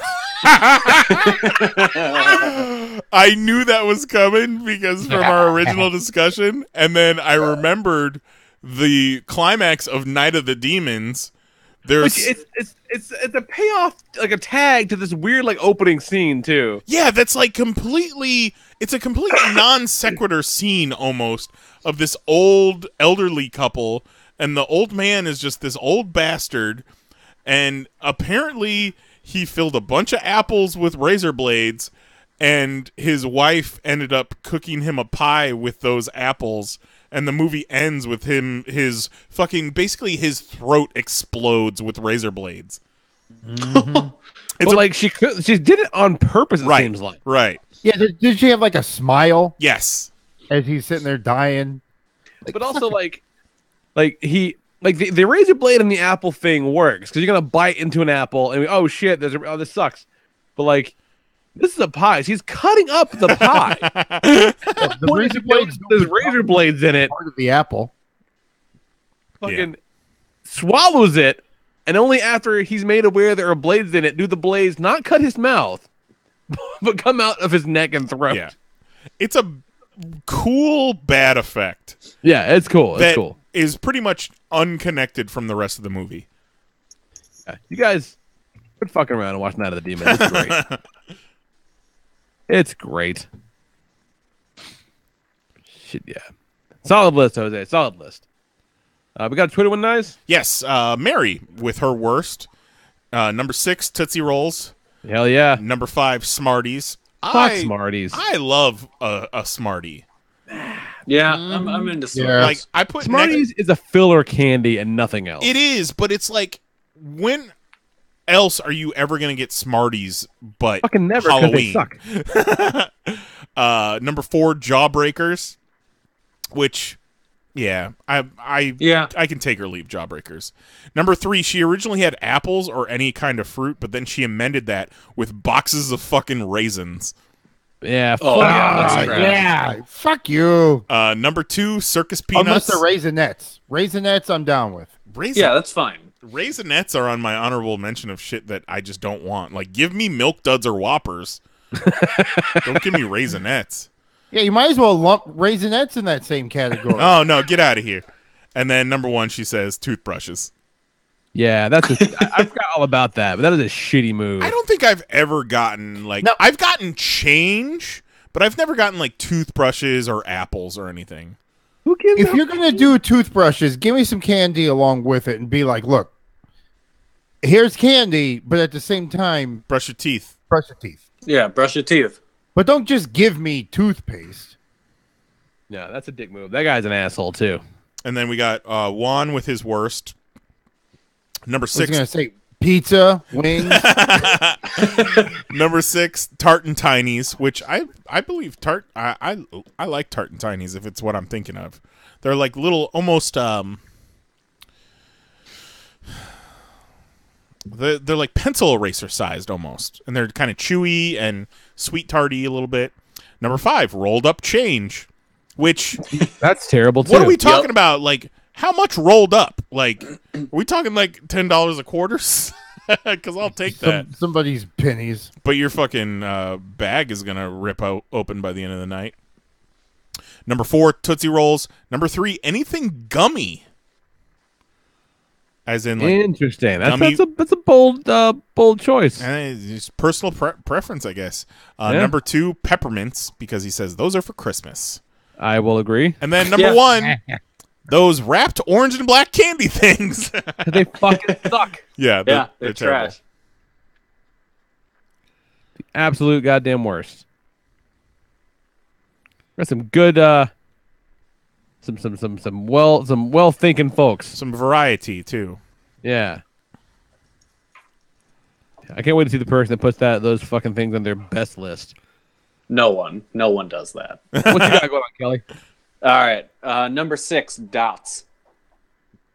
Oh yeah, fuck dots, man. They're too chewy.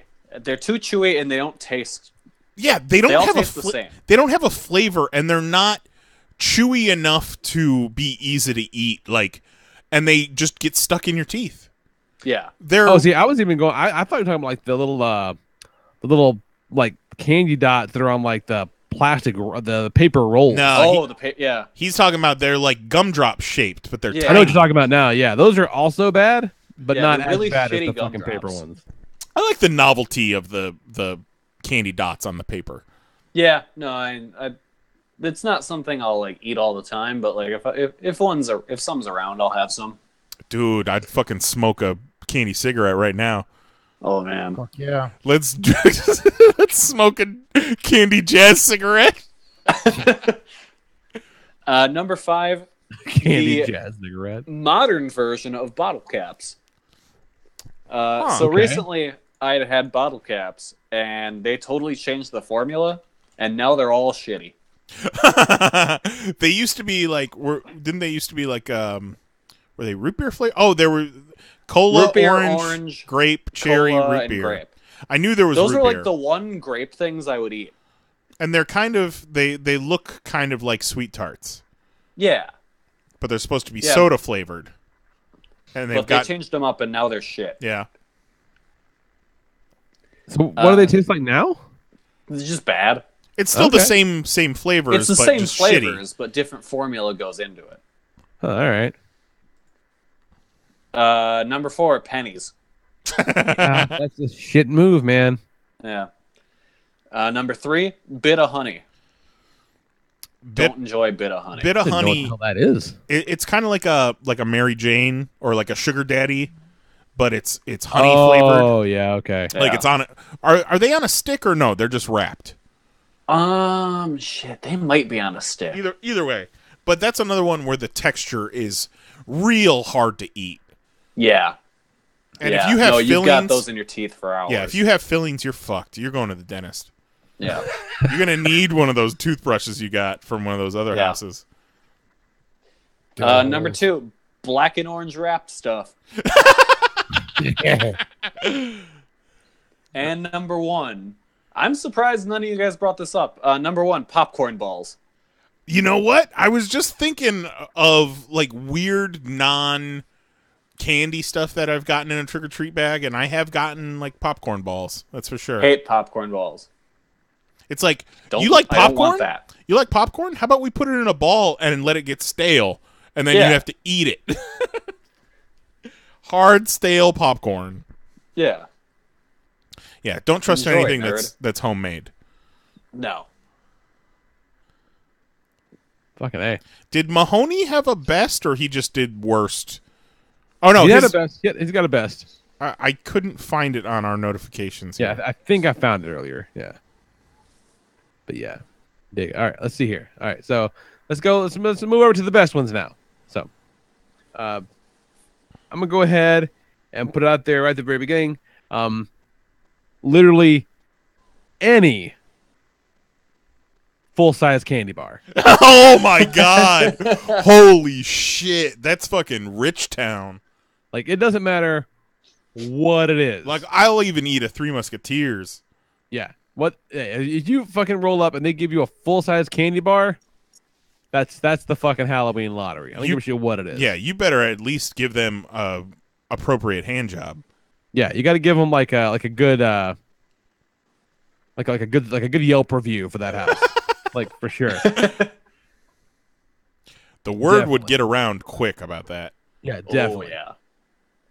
And then I'm gonna say a fun size Snickers, and in parentheses I wrote, "Fuck out of here with minis." Love it. Because fuck out of here with minis. Switching things up, I like a good popcorn ball. I like a popcorn ball. Popcorn balls are fun. I feel like I remember I got a popcorn ball either for Christmas or Halloween one year, and like it stayed in my basement for months, and I just kind of gnawed on it just randomly. like a salt lick, just go back to it once in a while. Oh, that's funny. That's really funny. See, and then fucking Airheads. Airheads are good. Love Airheads are Airheads. great. Airheads were after my trick-or-treating time. Really? Yeah, like Airheads I remember became big in like mid-90s. Yeah. Shit, you might be right. Oh, the mystery flavor Airhead. Oh, man. Yeah, just white. Oh, that shit's so good. Doesn't make any sense. Doesn't make any sense at all. It's just pineapple. I guess it is. You're right. It's just sweet. Fucking mystery solved. It's sweet, everybody. And then, again, I think this showed up on somebody's worst a minute ago. But I'm gonna put those little, like, Halloween specific gummies. Like you have like they're like gummy eyeballs or fucking, those are fun. Gummy hand, whatever the fuck they are, but they're very particular. You can't find them only Halloween, but like little. I even saw like a gummy foot once. I think they're delightful. Yeah. One year, I got a bunch of those gummy eyeballs, and then I made Jello shots and put the eyeballs on top of the Jello you shot. did. That's a solid move. Solid move. Knives was 12 at the time. And then last one, fucking, I like nerds, man. Nerds is good times. Nerds, yeah. Like, yeah. Nerds was on my long list. I dig a good box of nerds. Like, and like at a Five Below or something like that, you'll see like the cereal box size thing of nerds. Holy shit! Oh yeah, fucking dare to dream, man. Dare to dream. Yeah. So I got what? Let's see. What you got? Do a Twitter one next. What do you think? What did you find Mahoney's? Otherwise, yeah, Mahoney.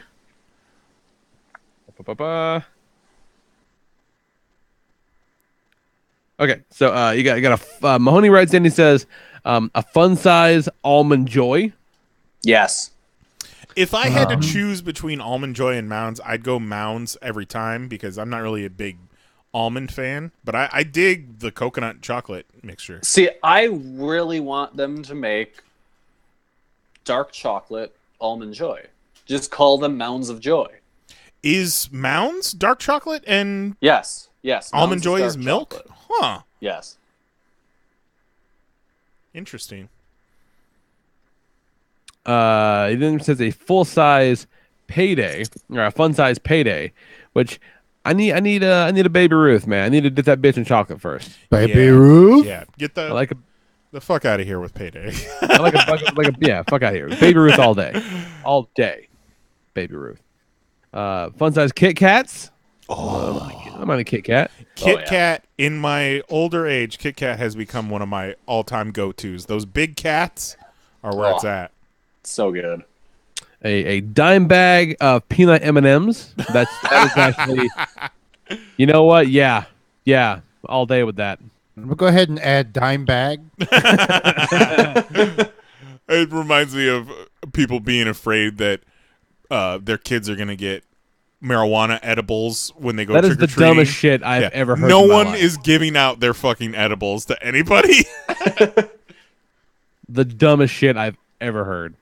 I might answer the door on edibles. I ain't giving a bunch of fucking anybody them. And then number one, motherfucking Reese's Pumpkins, he says. Nice. Yeah. Yeah. Well, like, if you think about it, Reese's can get greasy, too. Kind of like those Mary Jane peanut butter kisses. They can. You're not wrong. Yeah. But they're still great. Oh, they're fucking they're amazing. Actually good. Yeah. So yeah, that's not bad. Let's see, going up the list, we got I got Juggalo John's best. Yep.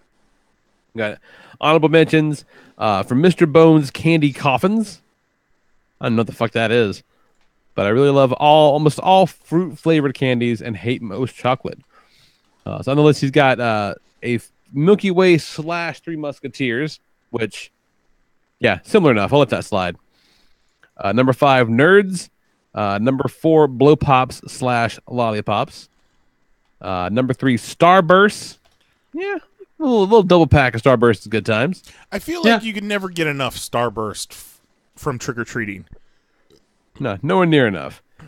And then number 2, Skittles. And number 4, also, the Reese's comes back. You get Reese's Peanut Butter Cups. Not the pumpkin, but the cups. Yeah, solid. You guys shit. And then Knives drops the Mr. Bones candy coffin in the chat. And I totally remember seeing that. Yeah, it's like a plastic coffin, and then the candy is all. It's probably like very much like a sweet tart.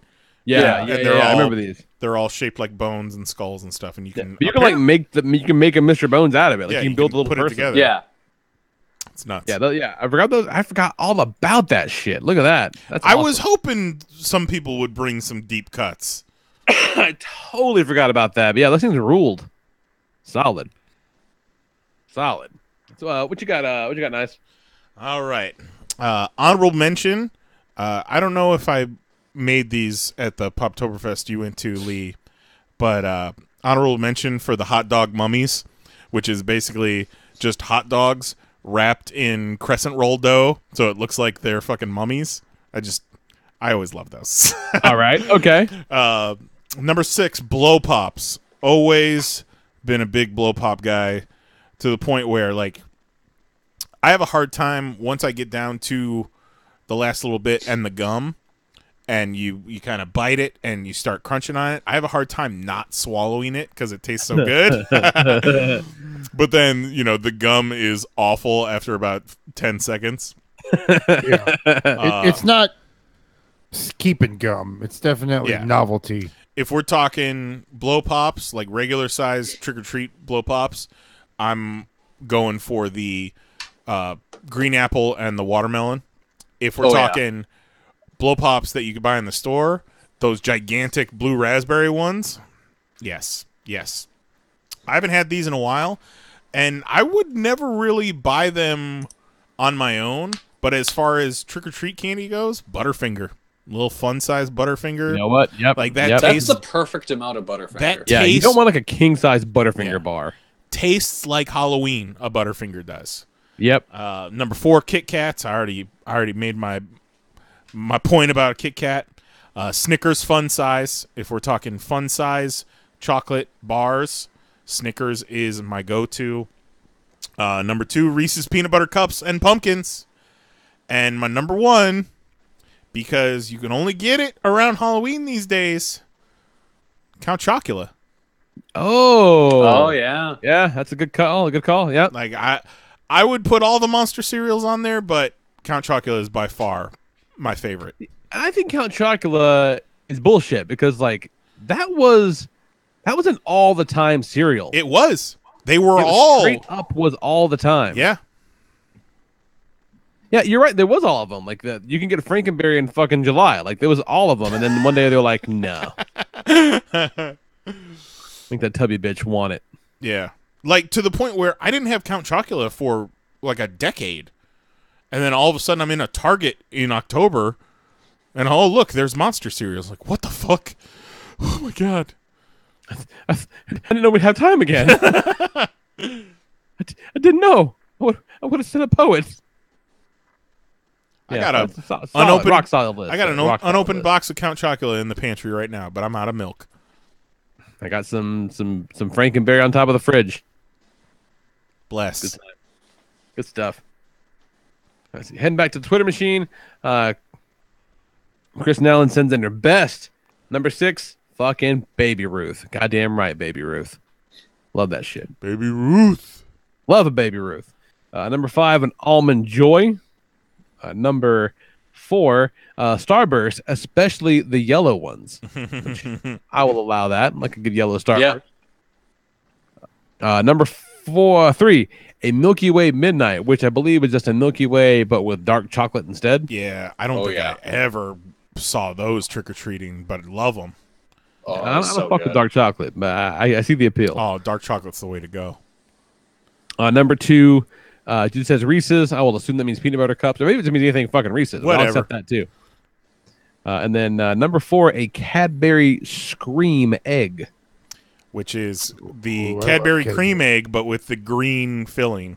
Interesting. Okay, right. Which I'm surprised Mary didn't put on her list because she will eat a fucking dozen Cadbury cream eggs. Fucking A. Hell yeah. Solid. What you got, Jose? All right. Again, the love-hate. I love it as a Halloween candy corns, but don't give them to me. I got my own, motherfuckers. Are we going to repeat? I hope it's just the same list. No, that's what I'm saying. It's my love and hate. Yeah, all right, okay. So it's my number 6 top Halloween candy, but it's Number my 6 number worst. 6 bullshit trick-or-treat candy. Okay. 5 mini Almond Joys. Because Mini? sometimes I don't like a shitload of them. So just give me some tastes. Just give me a little sniff. Just a little umph. Then I got fucking blow pops because blow pops are the shit. Blow pops, like that's something that as you're trick or treating, you can pull one of those out of your bag and just fucking suck on it as you go. Yeah, that's a mid-straight one. Yeah, for sure. Then I got fucking Airheads. Oh man, Like Airheads are the shit. last time I had an Airhead was in a chicken nugget Lunchable. Oh yeah, that's a thing they do. Dude, let's go to the store and get Airheads, you guys. Let's just get all of it. Yeah, Yeah. All right. I'm down. Fucking every bit of it. Then I got anything dark chocolate. Yeah. I will fuck up some dark chocolate. And then fucking number 1, Reese's. Yeah. Like put up or shut up. Reese's downright the shit. Change the game. Like, and that's not even just Halloween. That's like fucking top candy. And we're talking like, as far as Halloween goes, we're talking the individually wrapped regular size Reese's cups. Like, yeah, the minis are okay. But you better be giving me like 10 of them. But that's also, it throws off the ratio. Like, Yeah, because the mini ones are flat out, they don't taste anything like the regular ones. and there's nothing else as far as chocolate goes that you're getting a full size. Like, you're only getting one, but you're getting that full size perfect Reese's cup. Yeah.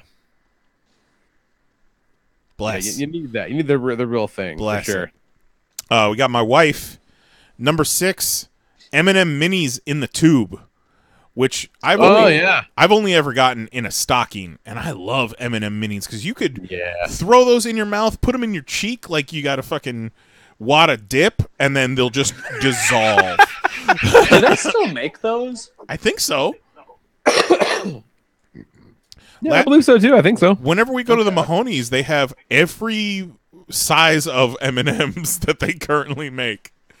Minis, giant ones, regular ones. Number 5, Twizzlers, bonus if pull and peel. Ooh, yeah. Fucking yeah. I have there's a conditional statement. I will sometimes enjoy a Twizzler. A pull and peel, that's just like a big fruit snack. Delightful. Yeah. Right. Pull and peel, I prefer the cherry ones. And hell yeah. Pull and peel has a better texture. It's got a better bite to it. Easier. It's an easier eat. They're For sure. Gummier. Yeah. Number 4, Warheads. Woof. Oh yeah. Oh yeah. See, Girl- that's just if you wanted to have a fucking dare later. Girl, you crazy. My mouth just watered. Number 3, Whoppers. What up, girl? Yeah. Incorrect. Number 2, Nerds, and number 1, Butterfingers. But she's allergic to peanuts. Oh. So that's just cruel. She remembers how much she loved Butterfingers. Oh. Fucking living in the before times, in the long ago's. And then just out of nowhere, Caitlin posted that they sell giant bags of high chews for Halloween these days. I had no idea. Pretty dope. Yeah. And they got a mystery flavor too. Look at that. Condom. Oh God. Oh, no. God. Well, certainly hope not. That's terrible. What do we got left? We got Juan left on Twitter. Yeah, Juan and I think Kelly, right? Yeah. Favorite Juan, candy is not playing a tight end. No, that's fucking Thatcher. God damn it.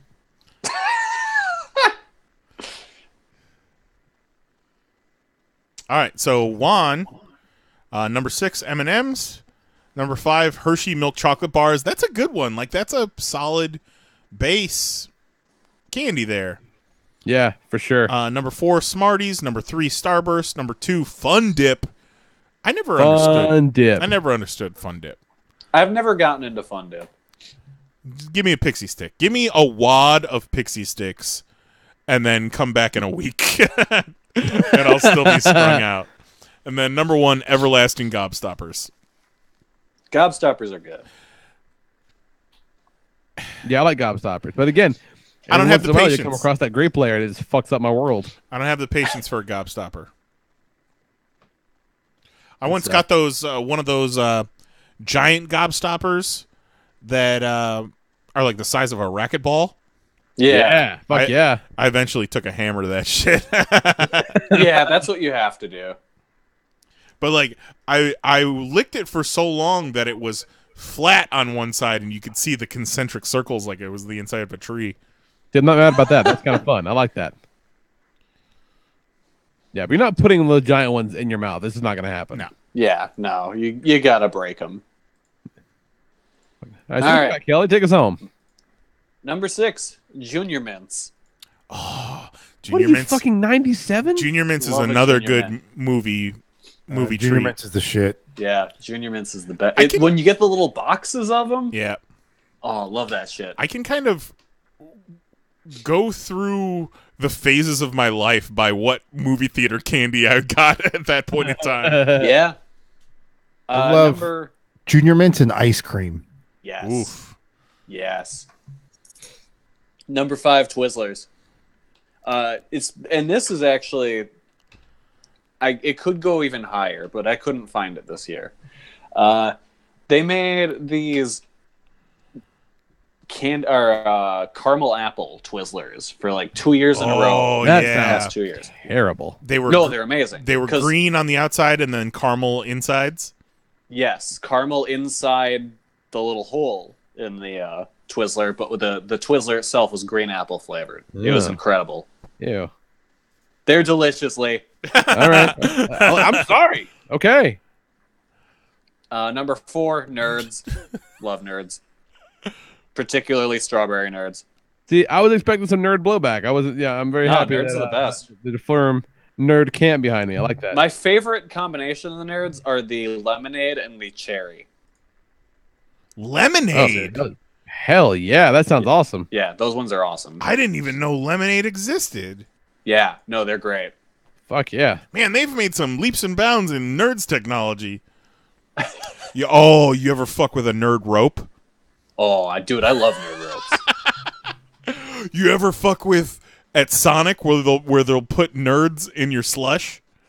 Oh shit. Oh, that is the shit right there. A grape slush with nerds in it. Oh man. I can only do like a small of that.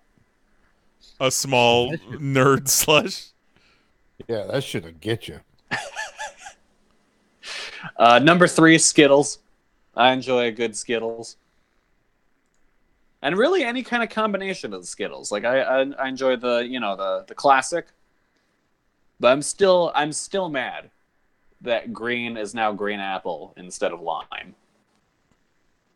That still bothers me. Wait, what? Yeah. For Skittles, the green is no longer lime. It's green apple. Oh, no. I don't know. Yeah. It's been that way for a couple of years. And I've been mad about Skittles for a couple of years. No, that sucks. Yeah, no, it's bullshit. Because the lime Skittles were amazing.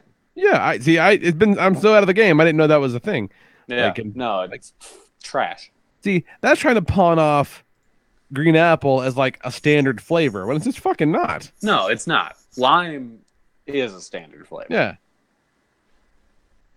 Yeah. Number 2, Kit Kat. Love a good Kit Kat. Cute little Kit Kat. You can have a Kit Kat at any point in the day. You can have a Kit Kat for breakfast. Yeah. You can have a Kit Kat at midday. Yep. You can have a Kit Kat at for dessert. Yep. Fits any point in the day. Yep. Don't at me. No, not wrong about that. And number 1, Milky Way Midnight. Oh, look at that. Fucking good company. Loved Milky Way Midnights, getting those. Like it. Oh, man, I want so much candy right now. That's fun. That's fun. I like it. I like it. So what do we... For next week, Yeah, nice? that's what I was going to ask right now. What do we want to finish out the month with? I feel like I had one. Did we have one? I had suggested top 6 Halloween costumes that you've worn over the years. That was one. Yeah, the Halloween costume is a good one. Both you and Kelly. I honestly don't think I could come up with 6. And then there was the idea that I had of top 6 fears. See, that's so loaded, it makes me very nervous. Yeah, that'll only be used for bad. How about, okay, maybe this is just me, but I went through and still, as a grown-ass man well into my 30s, still go on, like, cryptid kicks. Like Sasquatch Ooh. and Chupacabra. Oh, you talking about the Jersey Devil? I had a legitimate fear of the Jersey Devil as a child. See what I'm talking about? That's what I'm talking about. Yeah, like fucking top 6 cryptids. Like fucking. That's a tough one because I think there's just so few that we're not going to get a lot of varied lists. Maybe right. Now, Yeah, see, like top 6. Most people don't go as hard in the paint as I do on my cryptid lore. You may be right about that. Yeah, I can name Bigfoot, Chupacabra, Nessie, the Mothman. Fuck yeah, Mothman, that counts. And like that's 4. All right, fair enough. I'll be over here fucking myself. It's okay. Remember Lee, did you ever read about the flaming pumpkin that would follow people around? No. I remember that one from when I was a kid. Oh, fuck yeah, all right. I was way into cryptids when I was a kid. That might be. We had like a book on shit like that in my elementary school library. I think that's the book I checked out the most when I was a kid. I would check out always that book or the book about killer bees. And there's Bitcoin and Litecoin. Guys, remember how killer bees was a huge concern for like a decade? Yeah. Now all the bees are dead. Yeah. Yeah. We fucking won. Now fucking people are building their own beehives in their backyards because bees are almost extinct. I remember Fox had a made-for-TV movie, and it was Killer Bees. And the tagline was, "It will be based on a true story." Oh my god! Remember when a Sharknado sequel stole my title for my bee movie, Global Swarming? Yeah, it's a bullshit. It sucks. Fuck them. So, all right. We'll Juggalo John suggested on Twitter and suggested in the chat Halloween songs, but that's just tough to.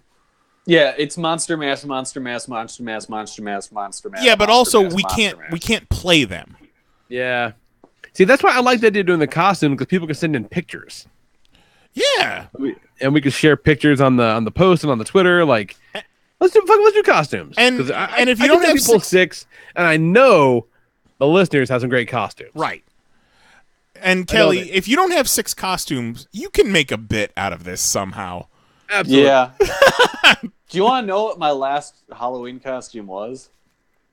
Yes. I was in 8th grade, and I had a pair of black sweatpants, and I wore a black sweatshirt, and I said I was a ninja. Solid. And I like that. I like the jankiness of it. Yeah, I like it. Yeah, so we'll do costumes. All right. Let's do top 6 costumes. If you got pictures, by all means, man, hit us up on Twitter at Panels on Pages, or email us popcast@panelsonpages.com. This should be a lot of fun. I'm looking forward to that. This should be good. And if you would also like to send us your top 6 fears, we'll also take those. Yes. I promise we definitely won't share them with anybody. Just for us to have. just for the back pocket. And be sure to tag Mahoney. Yeah. Yeah. When Nines originally pitched that, he's like, top 6 fears. I go, Mahoney listens to our show. I'm not going to tell him my top 6 biggest fears. He already knows 2 of them. And I'm not makes talking fun of like me maliciously. I'm not talking like some existential shit. I'm talking like I was afraid of gremlins. I was afraid of werewolves. I was afraid of Pennywise. Yeah, I'm not afraid of anything but existential shit. I've been over this on Twitter before, but you know what fucking freaks me out is those dioramas at museums that have the painted backgrounds. Go on. Where you get like little like statues of dinosaurs and shit. Yeah. Those fucking freak me out. What, the painted backgrounds freak you out, or I kind of realize it's specifically the painted backgrounds. So it's like some real like uncanny valley shit. Yeah, there's just some weird thing that just unsettles me. I don't like it. Speaking of unsettling, something that would unsettle me all the time would be like if I had a balloon and I accidentally let it go and it, flew into the air. Like, that would freak me out. Like, where is it going? Like, I felt bad for losing the balloon because I felt like I abandoned it.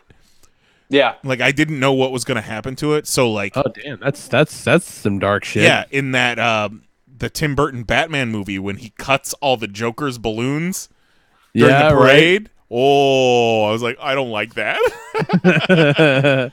Me no like. One of their families! Why can't you just go back to killing clown criminals? Oh, that's awesome. That's good. Yeah, hit us up with your top 6 costumes. We'll do that next week. It'll be fun because it'll fucking be the night before Halloween. So it'll be a good time.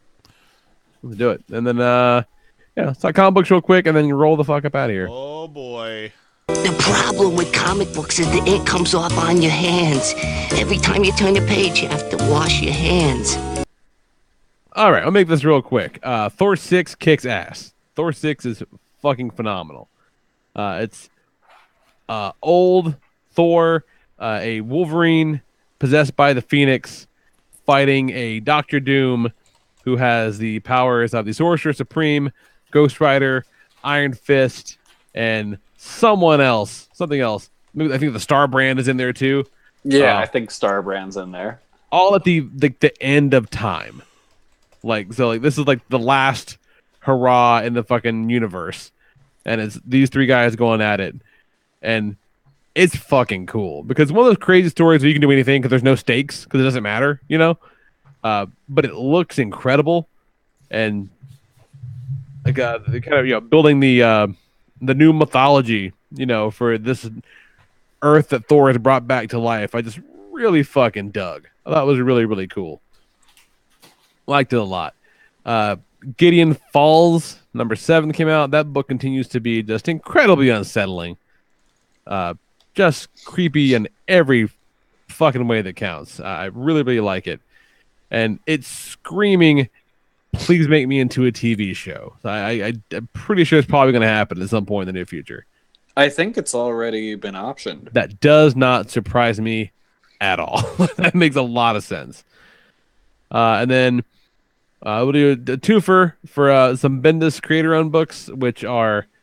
he makes it a point to mention in the back matter that, hey, look at these fucking comic books coming out on time. Like, that's not, like, a given. Which, I mean, with his stuff, it's not. But it's like, I don't think we should celebrate you for doing the bare minimum of periodical literature. But okay, whatever. Pearl is great. Really enjoy Pearl. I think I've talked about Pearl, like, every week, every month that's come out. I really, really like Pearl a lot. That's the one with the Gatos, about the Japanese albino Yakuza tattoo artist, which that's a lot of words in that order that I like. So that's pretty good. I like that. It's fucking great. On the other hand, Cover, which is a Bendis and David Mack joint, like, if a comic book could itself be like the embodiment of the jerk off motion, I think it's Cover. Like, it's about a guy who makes comics.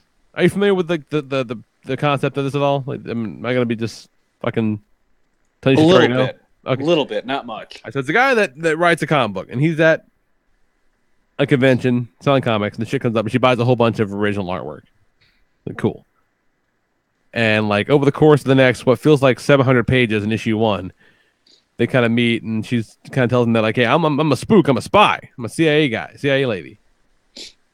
That's what I do now. I'm a CIA lady, and I think it'd be cool if we got some comic book people to also be CIA people, so we could send them to shows while incognito and have them do spy shit. And he's like, "You're crazy. That doesn't make any sense." And then he gets an invite to a convention in Istanbul. The lady there to pick him up. Oh shit! I think I'm just being conscripted into being a spy. I don't want to be a spy. But like, he's not doing like cool spy shit. He's just like, you know, they get him to give the president of Turkey like a trinket of some kind. So I don't know. I don't care for it, in case you can't tell. It sounds lame. It's super fucking lame because he's all like, I mean, I guess they're trying to go for something that's a little more realistic because he's not like, fuck yeah, nah, I'm James Bond. He's very kind of like, he's reacting in a way that's very like, this is kind of crazy. It doesn't make any sense. Like, am I a fucking spy now, whatever? Which I guess is a logical leap to make, but it's kind of boring as shit. And comic book Chuck. Yeah, but like Chuck's, like, this isn't fun, right? It's not fun, and it's, you know, between I don't know the way it kind of weirdly romanticizes. It's oddly masturbatory too, in like not great ways. I don't know. I do not care for it, and like, it's David Mack, so like some pages are like, you know, these beautiful watercolors that like look like these be hang up in a fine art museum. And other pages look like they're just fucking scribbled out on a cocktail napkin. That's how he fucking comic books, which I kind of like that. You know, I'm not mad about that, but it is, you know, from one page to another, it can be very jarring visually. But that's a hallmark of his stuff in general. So, can't, you know, your mileage may vary. But yeah, don't know that I'm going back for number 3 on the cover. Covers, I don't care for cover. Yeah, what you got, Kelly? Not a whole lot. I'll give you my good old Halloween recommendations. Ooh, all right. I'll take a Halloween recommendation. Last week, we got the Junji Ito Frankenstein book. Very good read. Oh, okay. Good for Judge Ito. Yeah, really the first half. Oh, yeah. First half is pretty much, you know, your traditional Frankenstein story, but done in his spectacular art. And then the second half is a bunch of short stories all centering around this kid Oshikiri and his fucked up house. So very good time. And then the second book I'd recommend, which is you should probably read after Frankenstein, is Frankenstein Alive Alive by Steve Niles and Bernie Wrightson. Yeah. Hell yeah. Yeah, that is Bernie Wrightson's last work, and it was finally collected in a nice hardcover. Yeah, that's the kind of shit you look at that and you're like, oh, people can do that. Yeah, it's gorgeous. That's something a human being is capable of making with his raw talent. Yeah, it's a beautiful book. Highly recommended. Fucking, those are great recs. Solid recs, Kelly. Anything worth talking about, Jose? Yes. So I wasn't here for my birthday, but then I got home. The lady had gotten me. Have you seen the fucking Preacher huge ass book? No. Let me see if I can find it. Is it the Absolute? Yeah, where it's got like the hardbound, kind of like how Viet used to do his comics. Sure. Yeah. This fucker's like 10 pounds, and it's, you know, like the oversized Bibles? Yeah. It's fucking like that. That's cool. Let me see if I can find it. And so what's in it? Like, is it all of it? No, there's 3 volumes of it. Okay. So I guess whatever it is, split into 3. Okay, then yeah, I think that's the Absolute. That's a hefty fucking book. Yeah, so check that out. Preacher Absolute. So she got me that. That's pretty cool. So I'll be rereading Preacher again. Yeah, I lost I lost my volume 1 of Preacher in my brother's divorce. It's kind of a bummer. I had to buy a new one. Okay, yeah. Just get back together long enough to get that book out of there. Not only did I had to buy a new one, but the new trades that they put out, they don't collect the same things. Yeah. So like, I think originally there were 9 trades. I think now they've cut it down to like 6 or 7. Well, yeah, now it's down to 6. Jose has the Absolute Edition now, and he's got the trades, so you should look into hooking your brother up, Jose. Yeah, you got fucking volume 1. That'd be awesome. Storage. I'll tell you in 3 months. There you go. Yeah, but I've got like, so I think what it ends up being is the stuff with the Angelville stuff I now have twice. But you know, it's fine. If there's something you gotta have twice, that is some of the best shit. It's okay. But yeah, fucking right on, man. That's an awesome ass gift. Fucking right on. Well, anything we're talking about nice? Yeah, I want to talk about some of my favorite shit on YouTube right now. All right, let's hear it. All right. First, I think you're doing what YouTube is supposed to do. I don't YouTube fucking anything. You have like favorite YouTube stuff. YouTube is basically our cable. We're subscribed to probably 90 different channels, and when Mary gets home from work, I usually have dinner ready to go. We sit down on the couch and we watch all of our newest YouTube episodes. Yeah, I subscribe to our YouTube channel, and I think that might actually be the only one. So, first up is gas station encounters. And this dude... You've talked about gas station encounters before. It does sound kind of delightful. Yes, he owns a gas station or manages or whatever, and you know he's got access to all these security cameras, and he's really good at spotting thieves. And you know he cuts together the security camera footage and then narrates it and does funny voices and stuff. It's very good. On that same token is this channel called Gtoger, Gtoger. It's a guy that works at this company and has access to their security cameras. And it's like a downtown business where people illegally park in their parking lot all the time. So they get the fucking tow trucks called on them.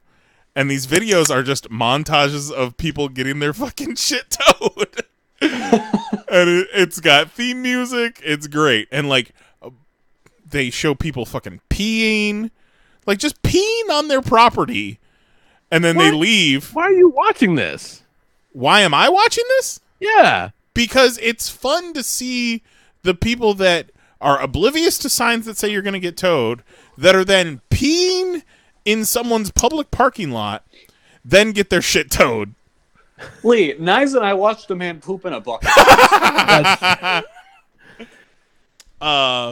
See, but that's the kind of thing that's like, oh, hey, here's this fucked up video. This guy pees on the sidewalk and then gets his car towed.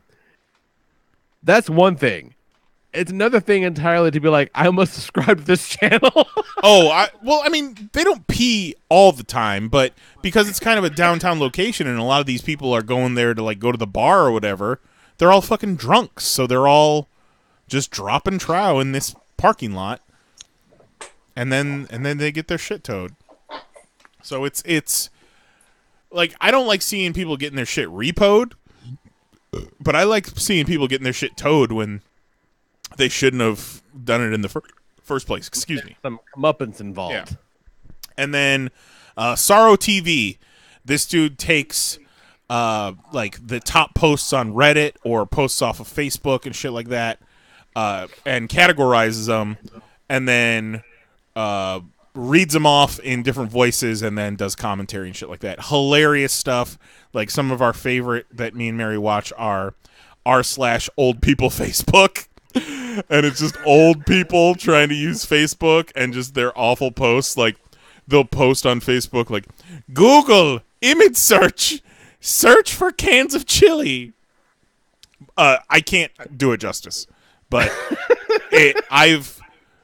it's one of those YouTube channels that I discovered, and then I went back and watched every single video that they have. So now, like, I'm out of videos. So I'm beholden to his release schedule now. And then last is it's an All Things Comedy. It's a new series. All Things Comedy is a Bill Burr channel. He's got a show on there. Bert Kreischer does a cooking show called Something's Burning, where some of those. Yep. I think I talked about this on the show. Where Bert Kreischer just touches his face. He doesn't wash his hands. He always burns himself. But they got a lot of good content on there. A show they released yesterday is called Wrists of Fury, and it's this stand-up comedian. Her name is Kelsey Cook. Very attractive young lady who is also a professional foosball player. So, go on. So the show is she brings other stand-up comedians on and then talks shit to them while she wrecks them in foosball. There's currently one episode that just went up, and it's super fun.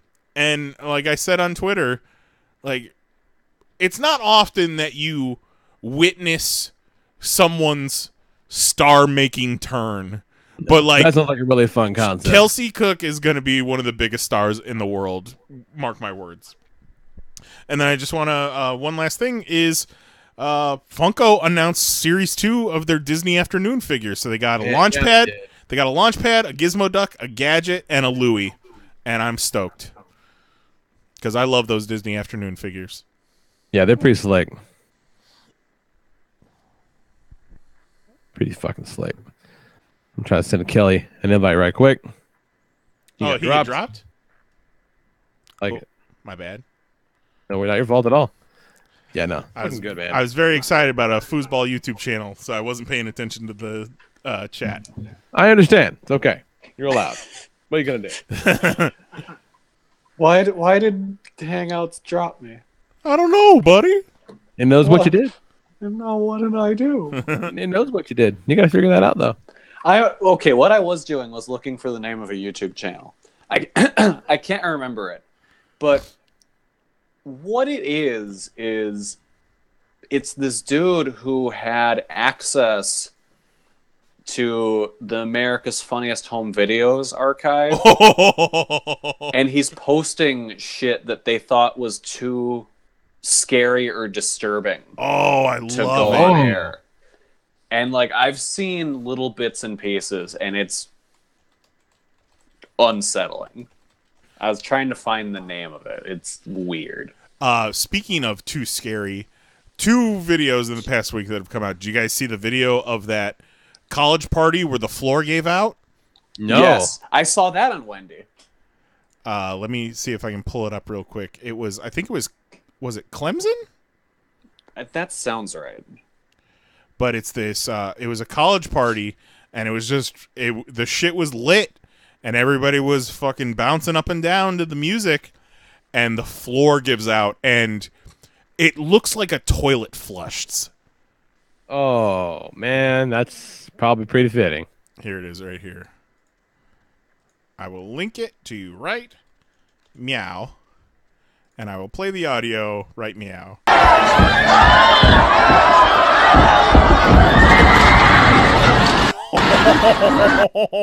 Like, a lot of people got hurt. Nobody died, thankfully, but it just swallows them whole. And then, well, like, yeah. You can't have that many fucking people in there. And then, did you see the video of the escalator today? That one I did. Yes, that I laughed at way harder than I should have. Like, I feel like maybe it's not that it went too fast. Like, maybe the brakes broke and it was just gravity. It was all the weight from the people standing on it just brought it down. Because eventually it runs out of people. Yes. The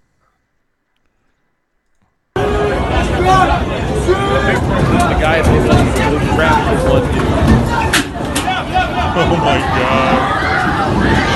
The fastest fucking escalator. It's so fast. Okay, and the channel I was talking about before is called Memory Hole. Memory Hole. I am on it. I am subscribing. Just scroll through the videos. Like, you don't even have to look at them and watch them, and you know, like, there's some upsetting shit in here. Oh no! So Yeah. this was sent to America's Funniest Home Videos. Yes. I think so, yes. This was videos that were sent in, which anybody could send anything in. Right. Yeah. Oh, I love it. I love it so much. I've never watched anything on here, but I know it exists. And I'm pretty much good at that. Every now and then I'll look at the thumbnails and I'm like, all right, cool, I'm all right. Holy shit. See, I don't want to click on any one of these because it'll fuck up my recommendations. Yeah, no, I'm not either. And then I also, in our message, I dropped the video of the Bon Appetit pastry chef making gourmet Twizzlers, and I suggest you watch it because she's lovely. And she makes, I sent a screenshot, she also made gourmet Twinkies, gourmet Skittles, gourmet Kit Kats, gourmet Cheetos. You can't just add gourmet to anything. Well, it's not just, hey, we're making gourmet. It's like they actually break down the existing product and try to improve upon it.